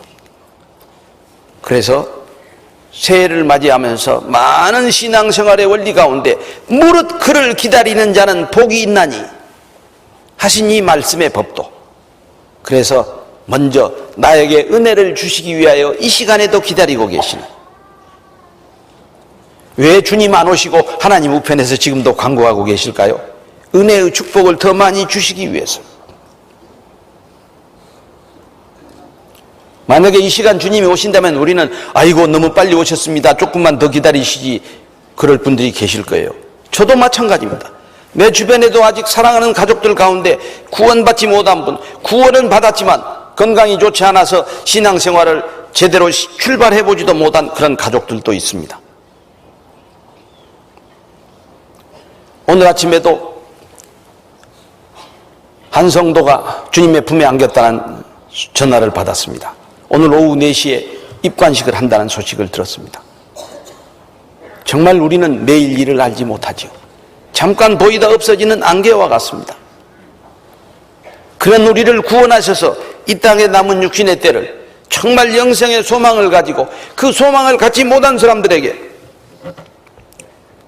구원을 시켜야 하는데 우리가 기다리지 못해서 구원 못 받는 경우는 없을까요? 그래서 바울도 디모데에게 오래 참고 범사의 오래 참음과 가르침으로 경책하며 경계하며 권하라고 말씀하셨습니다. 나를 통해서 영생의 축복을 받기 위해서도 우리는 기다려야 합니다. 왜? 하나님께서 우리에게 은혜를 주시기 위해서 기다리니까. 나는 그 은혜의 축복을 받기 위해서 기다리는 사람이 돼야 하지 않겠습니까? 기다리는 사람에게 축복하신다 라고 하는 말씀만 가지고 기다릴 수 있다면 이사야서 30장 18절 말씀만 매일 읽으면 되지요. 그러나 분명히 무릇 그를 기다리는 자는 축복한다고 약속하셨지만 또 우리가 기다리지 못하는 이유는 기다려야 할 이유를 말씀 속에서 더 발견하고 그러니까 기다려야겠구나 라고 하는 그런 깨달음이 있을 때 우리는 더욱 기다리는 삶을 살 수 있고 기다리는 축복을 받을 수 있지 않을까, 그런 생각을 해봅니다. 기다려야 할 이유 가운데 우리가 신앙생활 가운데 많은 이해가 되지 않는 일을 만납니다. 정말 우라통이 터지는 일을 만납니다. 애매한 고난을 당합니다. 그때 입 벌리고 싶어요? 안 벌리고 싶어요? 우리는 참지 못하죠. 한바탕 쏘아붙여야 속이 시원하죠. 왜? 애매하게 고난을 당하고 억울한 일을 당하고 정말 이해가 되지 않는 일이 있으면 세상에 형제자매가 이런 사람이 다 있다고 말을 한바탕 해야 즉성이 풀리잖아요. 세상에 교회 안에서 이런 일이 벌어지고 있다고 말을 해야 즉성이 풀리잖아요. 그런데도 하나님은 잠잠히 기다리라고 그랬어요. 왜? 여호와께서 행하신 영권이이다. 우리 신앙생활 속에서 그런 고난을 만나고 거듭난 무리들이 함께 교제하고 있는 교회 안에도 내 상식이나 내 지식으로는 이해가 가지 않는 그런 일이 일어나는 것은 여호와께서 행하신 일이기 때문에 시편 39편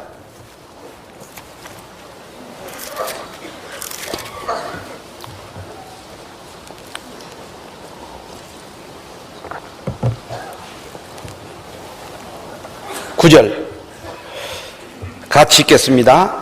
내가 잠잠하고 입을 열지 아니하오면 주께서 이를 행하신 영권이이다.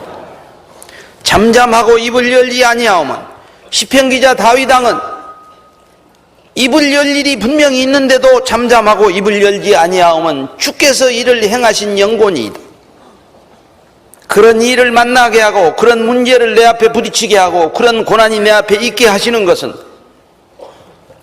여호와께서 행하신 영고이기 때문에, 하나님이 허락하시지 않는 고난이 욥 선지에게 있었습니까? 하나님이 허락하셨습니다. 몸은 놓아두고 재산과 자녀들을 다 치라고 하나님이 허락하셨습니다. 그래도 하나님을 원망하지 않으니까 이제 하나님이 그 몸도 치라고 허락했습니다. 그래서 머리끝에서 발끝까지 고약한 병에 걸려가지고 기왓장으로 긁고 앉아있는 그 욥 선지의 모습을 우리는 욥기에서 보지요. 그 긴 욥의 고난의 터널이 어디까지 계속됩니까? 5장에서 끝납니까? 10장에서 끝납니까? 30장에서 끝납니까? 42장까지 갑니다.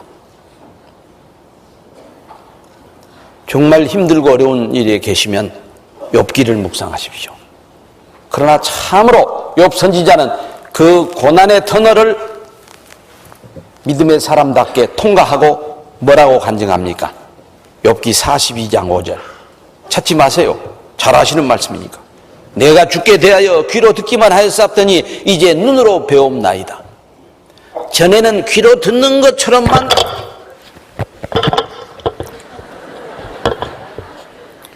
고추장스럽게 이거 쓰지도 않은데 왜 놔뒀죠?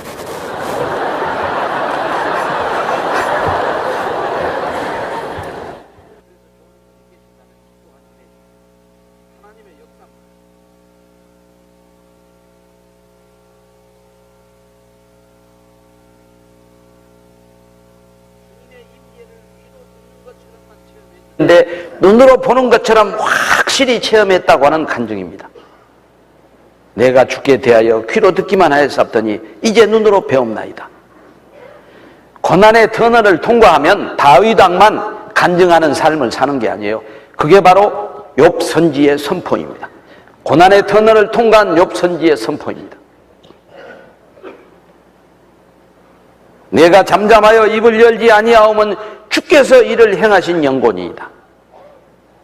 잠잠하지 않고 입을 벌게 되면요, 기도를 안 하게 돼요. 내가 말하느라고 바빠서 기도할 틈이 없어요. 기도를 안 하게 되면 하나님의 선하시고 기뻐하시고 온전한 뜻이 어디에 있는지 분별할 수가 없어요. 기도 안 하는 자녀에게 하나님의 음성이 들려옵니까? 우리가 말씀을 묵상할 때도 기도하잖아요. 내 눈을 열어서 주의 법에 기이한 것을 보게 하소서. 그럴 때 말씀이 깨달아지듯이 우리가 이해가 되지 않고 애매한 고난을 당해도 잠잠해서 입을 열지 않고 주께서 행한 영고라고 생각하고 아버지 하나님, 이런 고난과 이런 문제를 나에게 허락하시는 하나님의 뜻이 어디에 있습니까? 간절히 기도하고 말씀을 묵상하는 가운데 그 하나님의 뜻을 깨달으면 그 뜻이 내 심중에 있고 그 뜻대로 행해서 사는 놀라운 순종의 삶이 나타나죠. 입이 음식의 맛을 분별함같이, 변별함같이 귀가 말을 분별하지 아니하느냐. 하나님의 자녀는 하나님의 음성을 듣습니다. 하나님도 자녀의 음성을 듣습니다. 그걸 은혜 찬송 125장이 목자는 어린 양의 그 소리 알고 참다운 목자 음성 양이 알도다. 음성을 들으려면 잠잠하고 기다리면서 기도해야 합니다. 첫 번째 우리가 기다려야 할 정말 말씀의 이유는 여호와께서 행하신 영곤이다. 하나님께서 이 일을 허락하셨어. 이 문제를, 이 고난을, 이 시련을 하나님께서 허락하셨기 때문이다 라고 하는 깨달음이 없으면 우리는 잠잠할 수 없다니까요.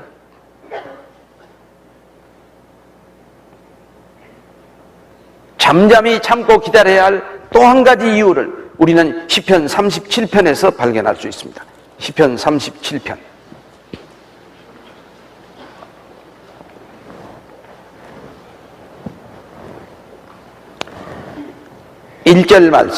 1절 말씀 같이 읽으실까요?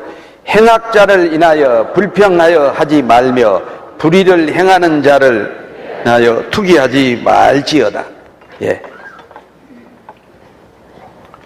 행악자를 인하여, 악을 행하는 아주 악독한 사람을 인해서도 불평하지 말고 투기하지 말라고 하나님은 시편 기자를 통해서 우리에게 교훈하고 있어요. 하물며 나와 함께 한 피 나눈 형제자매, 한 교회 안에서 신앙생활하는 형제 자매를 인해서 불평하고 투기하면 되겠어요? 안 되겠어요? 참고 기다려야 할 첫 번째 이유가 여호와께서 행하신 영고라면 참기 위해서는 첫째 불평을 하지 말아야 돼요. 무슨 구원받은 그리스도인이 투기합니까? 야고보서 읽어보세요. 독한 시기가 우리 속에 있다고 그랬잖아요. 없어요? 내 마음속에 정말 시샘하는 마음이 없습니까? 육신을 가지고 있기 때문에 있습니다. 시샘하는 마음이 왜 없어요? 다만 믿음으로 그것을 극복하고 기도와 말씀으로 그것을 절제할 수 있으니까 투기로 안 나타나고 불평으로 안 나타날 뿐이지, 얼마든지 우리는 행악자를 인해서가 아니라 함께 신앙생활하는 형제 자매를 인해서도 우리는 불평하고 투기할 수 있습니다. 정말 여호와께서 행하신 영고라면 우리는 불평, 불만을 참고 기다려야죠.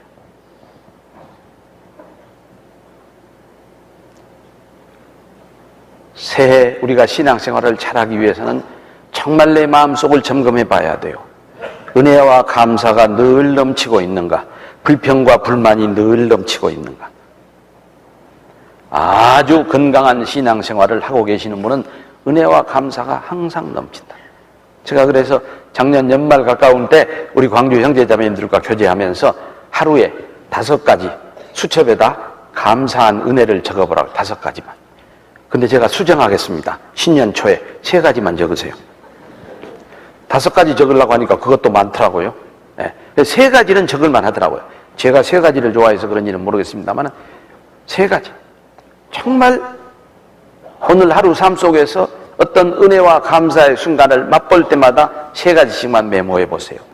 그러면 내 마음속에서 불평, 불만해야 할 게 30가지는 없어질 거예요. 은혜와 감사의 마음은 훨씬 더 능력이 있습니다.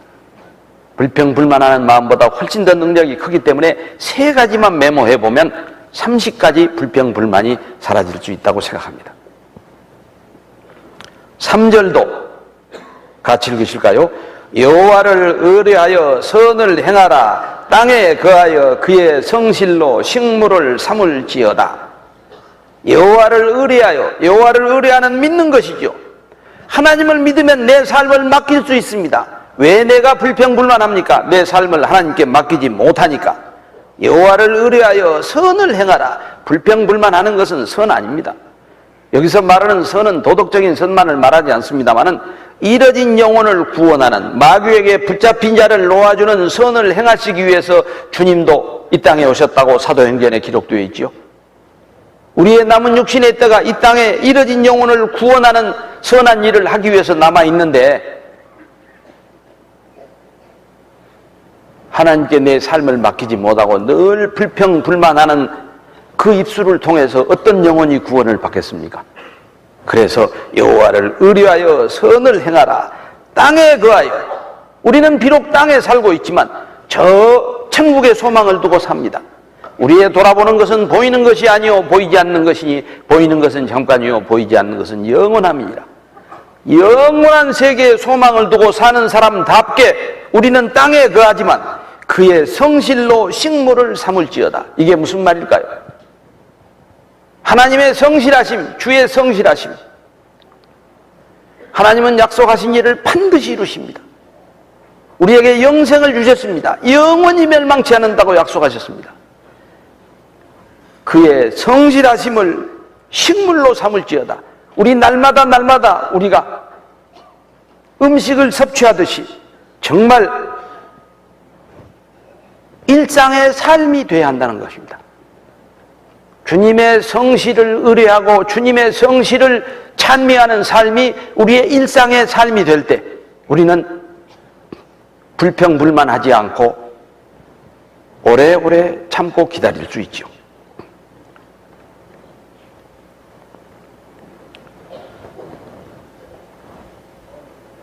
우리가 매일매일 음식을 섭취하는 것처럼 하나님이 나와 함께 하시고 하나님이 역사하시는 그 임재의 손길을, 섭리의 손길을 체험할 때 우리는 참고 기다리는 삶을 살 수 있습니다. 4절로 6절 말씀 조금 깁니다마는 함께 읽으시겠습니다. 또 여호와를 기뻐하라. 저가 내 마음의 소원을 이루어 주시리로다. 너의 길을 여호와께 맡기라. 저를 의지하면 저가 이루시고 내 일을 빛같이 나타내시며 내 공의를 정오의 빛같이 하시리로다. 여호와를 의뢰하는 삶에서 이제 더 적극적으로 여호와를 기뻐하는 삶으로 나아가라고 교훈하고 있습니다. 믿고 삶을 맡기기는 하지만 기뻐하지 못하는 삶도 있을 수 있다는 것이죠. 여호와를 기뻐하라. 하나님을 기뻐하고 맡기는 삶이 하나님 중심의 삶입니다. 마태복음 6장 33절에도 너희는 먼저 그의 나라와 그의 의의를 구하라. 그의 나라와 그의 의의를 구하는 삶이 하나님 중심의 삶이고 하나님을 의뢰하고 하나님을 기뻐하는 삶이라고 할 수 있죠. 그런 삶을 살 때 우리의 의와 공의를 정오의 빛같이,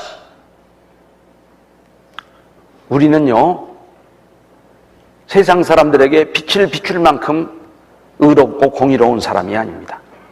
의롭고 공의로운 분은 하나님이시죠. 그 하나님의 은혜로 우리는 값없이 의롭다함을 얻은 자가 되었습니다. 그러니까 우리가 하나님을 의뢰하고 하나님을 기뻐하는 삶을 살 때 나 같은 사람을 통해서도 하나님의 의와 공의가 정오의 빛과 같이 빛날 것을 약속해 주신 말씀입니다. 우리 앞에 부딪히는 문제들, 고난을 여호와께서 행하신 영고라고 우리가 굳게 믿고 불평불만하지 않고 참고 기다리는 삶을 살 때 나타나는 또 하나의 축복이라고 할 수 있죠. 일찍이 예수 그리스도께서 이 세상에 오셔서 나는 세상의 빛이니 나를 따르는 자는 어둠에 다니지 아니하고 생명의 빛을 얻으리라. 빛으로 예수님은 이 땅에 오셨습니다. 그 예수님을 우리가 영접했습니다. 그리고 이제 영생의 소망 안에서 삽니다. 생명의 빛을 얻은 사람답게 빛을 온 세상에 비춰야 하지 않겠어요? 우리는 우리 스스로 빛을 비추는 발광체가 아닙니다. 주님의 빛을 받아서 반사하는 달과 같은 궁창의 증인이라고 시편 89편에는 기록되어 있죠. 시편 89편.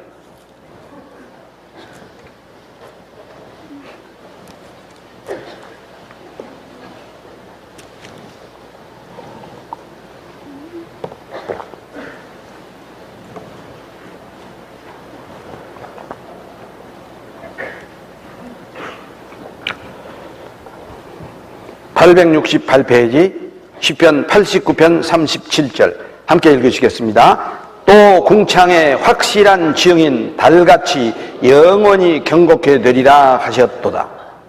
달은 발광체가 아닙니다. 햇빛을 받아서 반사해서 보름달이 되기도 하고 초승달이 되기도 하죠. 우리도 마찬가지입니다. 우리는 죄인이었습니다. 구원받기 전에는 살인한 자요, 간음한 자요, 도적질한 자였습니다. 그러던 우리의 의와 공의가 어떻게 정오의 빛과 같이 빛납니까? 오직 빛이신 주님을 향해서 살아갈 때 우리의 의와 공의가 정오의 빛과 같이 빛납니다. 우리는 주님의 빛을 받아서 반사하는 달과 같은 궁창의 증인입니다. 왜 증인이란 말을 사용했을까를 생각해보면 사도행전 1장 8장에 보면 8절에 보면 오직 성령이 너희에게 임하시면 너희가 권능을 받고 온 유대와 사마리아와 예루살렘과 온 유대와 사마리아와 땅끝까지 내 증인이 되리라. 그리스도의 증인이 되기 위해서는 그리스도의 빛을 받아서 반사하는 삶을 살아야 합니다.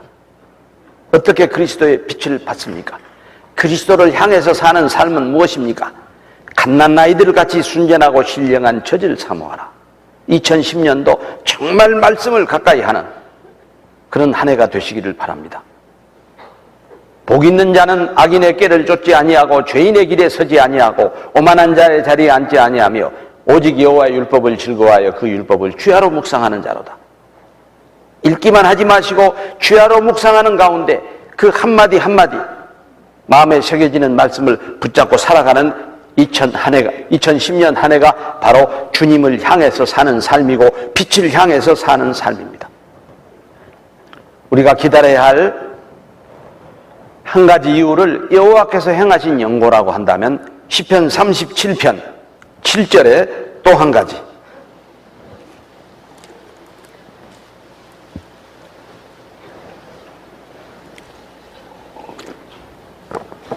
827페이지 시편 37편 7절 함께 읽겠습니다.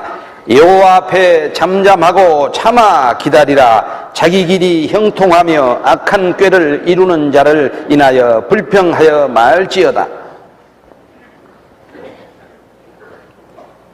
기다려야 하는 중요한 이유가 우리의 길이 형통하대요.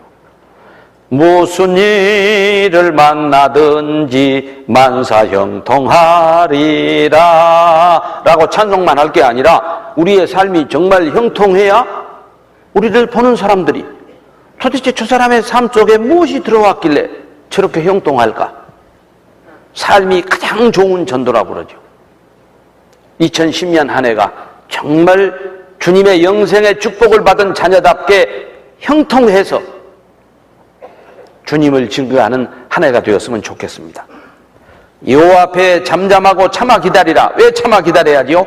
자기 길이 형통하며 악한 꾀를 이루는 자를 인하여 불평하여 말지어다. 형통하기 위해서도 불평하지 말라고 또 덧붙여놨죠. 늘 불평하는 사람의 삶을 보면서 참 저 사람이 형통하구나 그렇게 말하는 사람은 없겠죠? 그래요.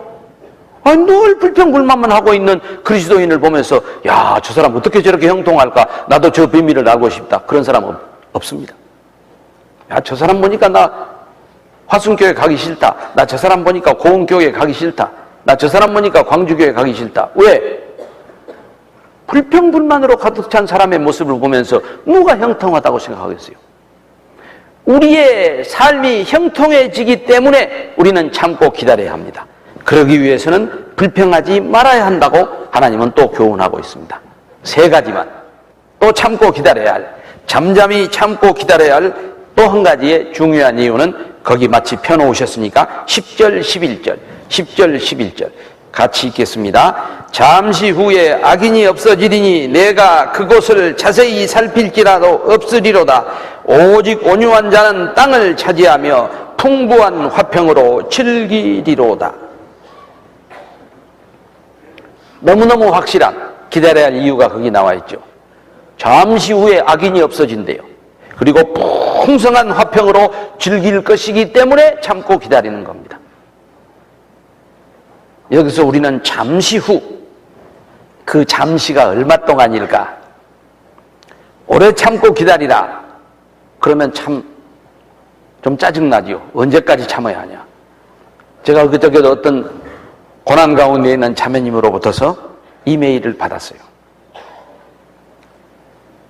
전에 이미 고난에 여러 번 닥쳤을 때 저하고 전화 교제를 했어요.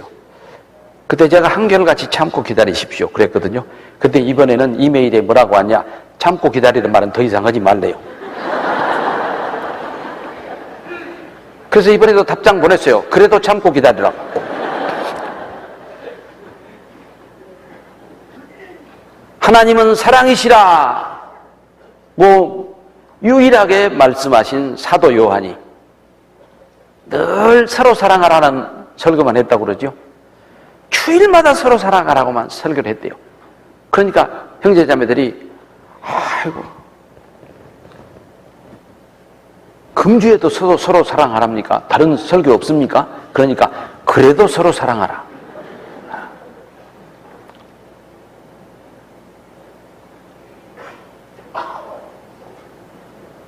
제가 서로 참고 기다리라고 하면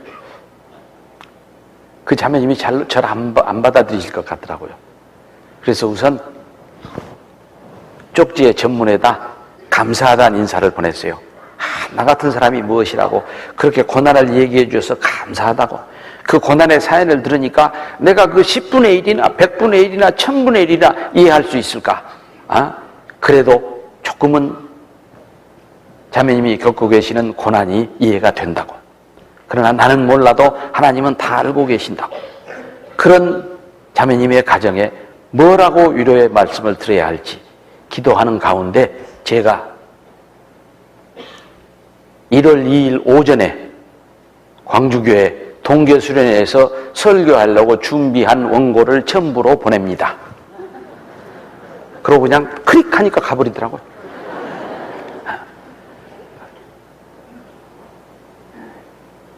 그래요. 왜 참고 기다려야 하냐? 잠시 후에 악인이 없어지며 풍성한 화평으로 즐길 것이기 때문에 그 잠시 후는 주님 오신 다음입니다. 언제까지만 참고 기다려야지요? 영원히 참고 기다리는 게 아니라고 그랬죠. 잠시 잠깐만 기다리면 돼요. 주님 언제 오신다고 그랬어요? 잠시 잠깐 후에 오신다고 그랬잖아요.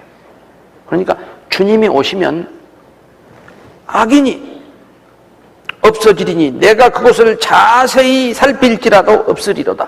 악인이 하나도 없는 세상에서 우리는 사니까.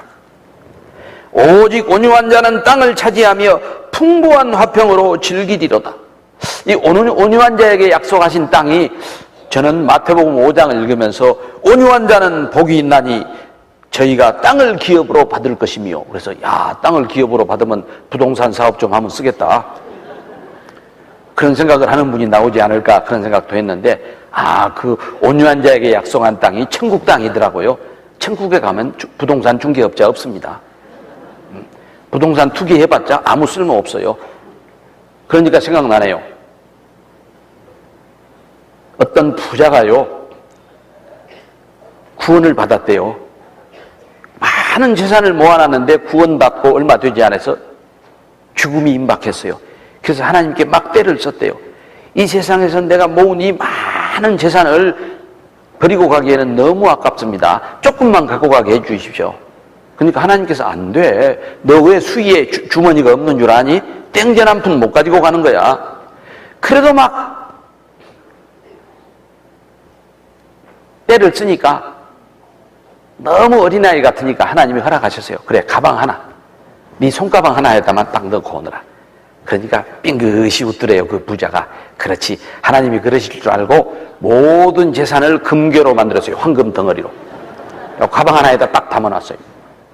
그래서 아주 신나게 그 가방을 들고 천국에 갔답니다. 천국 입구에서 베드로 사도가 검문 검색을 하는 거예요. 뭐 가지고 왔는가 검사하는데 가방을 떡 열어보니까 금덩어리가 가득 들었거든요. 그러니까 아주 시큰둥한 표정으로 베드로 사도가 그러더래요. 아니, 쓸데없이 뭐더라 이렇게 도도 포장재를 많이 가지고 왔어요?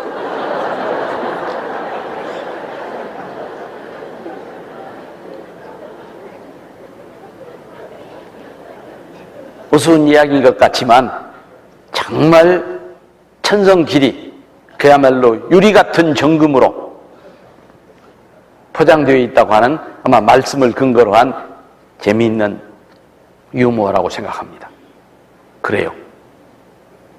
잠시 후면 악인이 없어지겠고 자세히 살필지라도 악인이 볼 수 없는 세상에 우리는 갑니다. 그러니까 이 땅에 있는 동안 많이 봐두세요. 악인이 좀 많이 있는 것에 대해서도 불평 안 해도 되겠죠. 그래요. 정말 악인이 생각하면 밤에 잠이 안 옵니다. 악인이 나에게 해악하는 일을 생각하면 정말 잠이 안 오죠. 그럴 때 잠자는 방법이 뭔지 아세요? 시편 말씀을 묵상하세요. 하나님은 사랑하는 자에게 뭘 주신다고요? 잠을 주신다고. 그런데 왜 잠 못 자요? 사랑 안 하는 자입니까? 그러면 얼마나 내가 처량해집니까? 왜 잠을 못 자는지 아세요? 말씀은 묵상 안 하고 그 악인이 한 말만 묵상하고 있어. 밤새도록 묵상하고 있어. 새벽 2시까지 묵상하고 있어. 그럴 때 시편을 착 펴놓고 말씀을 묵상하세요.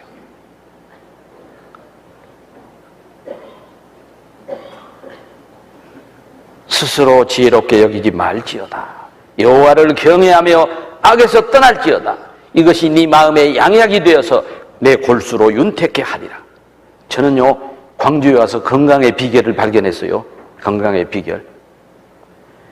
그 눈앞에 보이는 악인들, 세상에 많은 악인들, 그 사람이 나한테 전화로 해야 된 말, 그 사람이 나한테 직접 대놓고 한 말, 그 사람이 나한테 편지로 보낸 말을 생각하면 밤이 하얗게 새도 잠 못 자지요.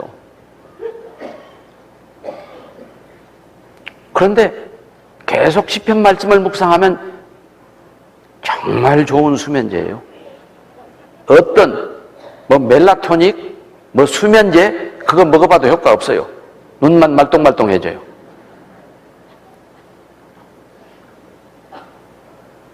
정말 하나님을 의뢰하고 하나님을 기뻐하는 삶을 살면 하나님은 단잠을 주시고 단잠을 통해서 우리의 건강도 윤택하게 해주신다고 하는 약속의 말씀이 얼마나 우리 주변에 많습니까? 제가 잠언 3장 7절 8절 말씀을 광주에 와서 정말 깨달았어요. 스스로 지혜롭게 여기지 말지어다. 여호와를 경외하고 악에서 떠날지어다. 이것이 내 마음의 양약이 되어 내 골수를 윤택케 하리라. 얼마나 평범한 말입니까? 잠언 매일 한 장씩 읽지요. 제가 30년 되었으니까 30번은 읽었겠네요. 그런데 새삼스럽게 30살 되어가고 광주에 와서사 그 잠언 3장 7절 8절 말씀을 복음을 깨닫듯이 깨달았다니까요.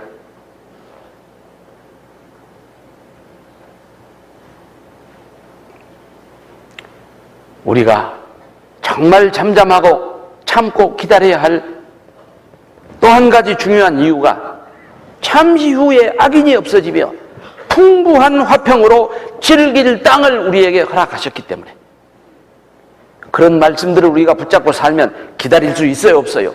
있고 말고요. 하나님의 말씀의 능력은 이 세상의 악인들의 말의 능력보다 훨씬 더 큽니다. 하나님의 말씀의 능력을 붙잡지 아니하고 의지하지 아니하고 악인의 말을, 악인의 행동을 붙잡고 산다는 것은 내가 승리하지 못하고 있다는 증거입니다. 내가 넘어지고 있다는 증거입니다. 결론은 다시 말씀으로 돌아갑니다. 우리가 기다려야 할 축복의 약속의 원리도 말씀을 통해서 주셨고, 기다리고 기다렸더니 나의 울부짖음을 들었다고 하는 간증도 말씀을 통해서 들었고, 또 기다리는 자에게 내리는 찬양의 삶, 순종의 삶, 간증의 삶도 말씀에서 우리가 확인했고, 그런 축복을 받기 위해서 기다려야 할 세 가지 이유도 말씀에서,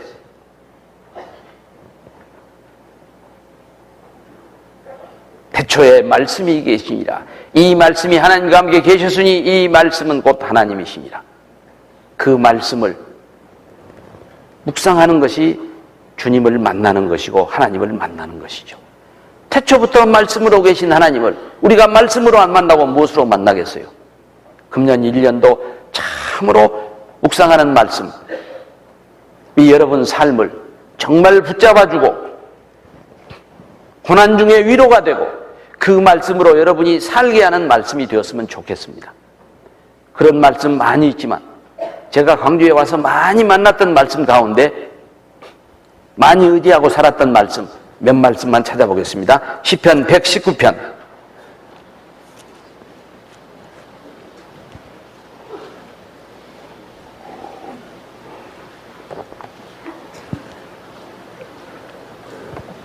92절 93절 92절 93절 같이 읽겠습니다. 주의 법이 나의 즐거움이 되지 아니하였다면 내가 내 고난 중에 멸망하였으리이다.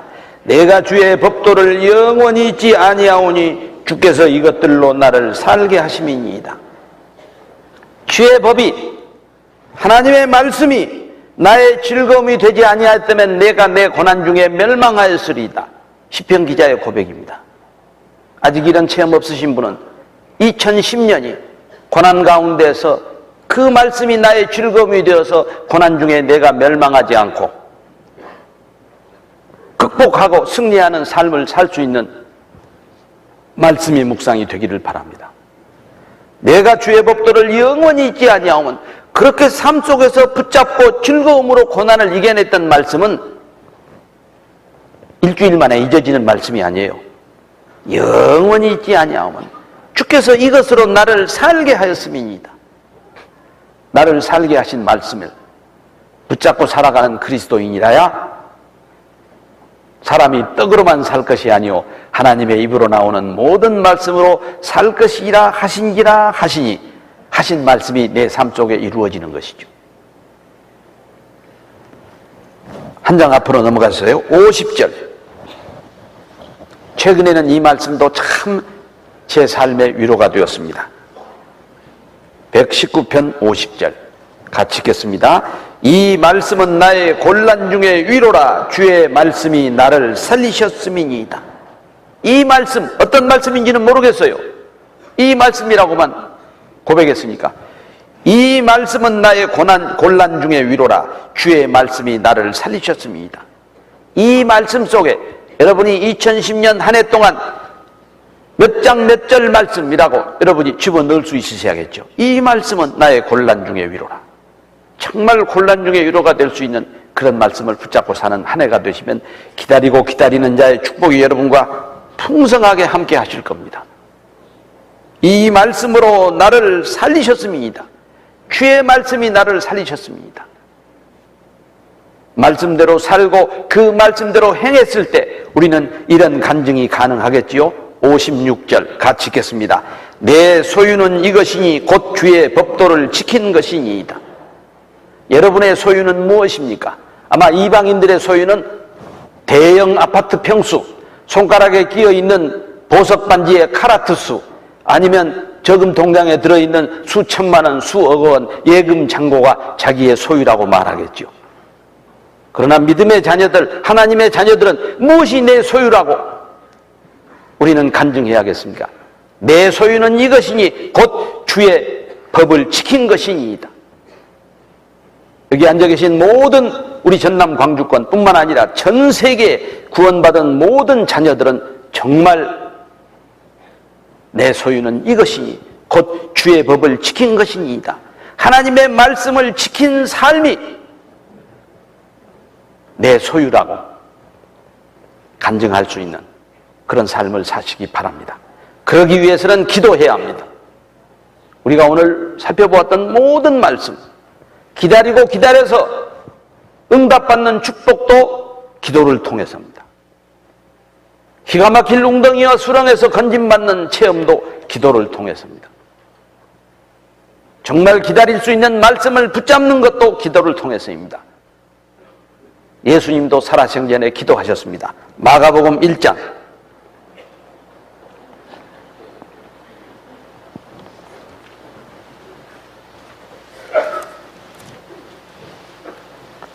35절 54페이지 마가복음 1장 35절 함께 읽겠습니다. 새벽 오히려 미명에 예수께서 일어나 나가 한적한 곳으로 가사 거기서 기도하시더니,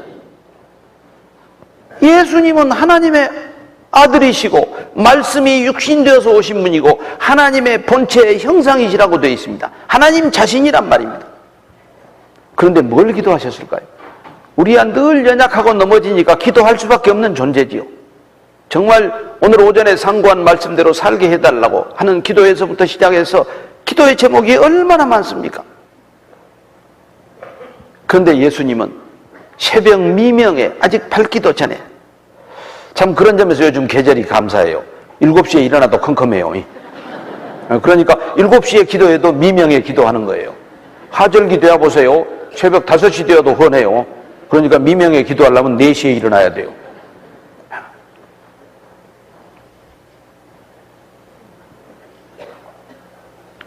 예수님이 기도하신 목적이 많이 있겠지만 가장 가까운 절 38절 39절을 찾아 읽어보면 예수님이 기도한 가장 중요한 이유가 나와 있어요. 38절 39절 같이 읽겠습니다.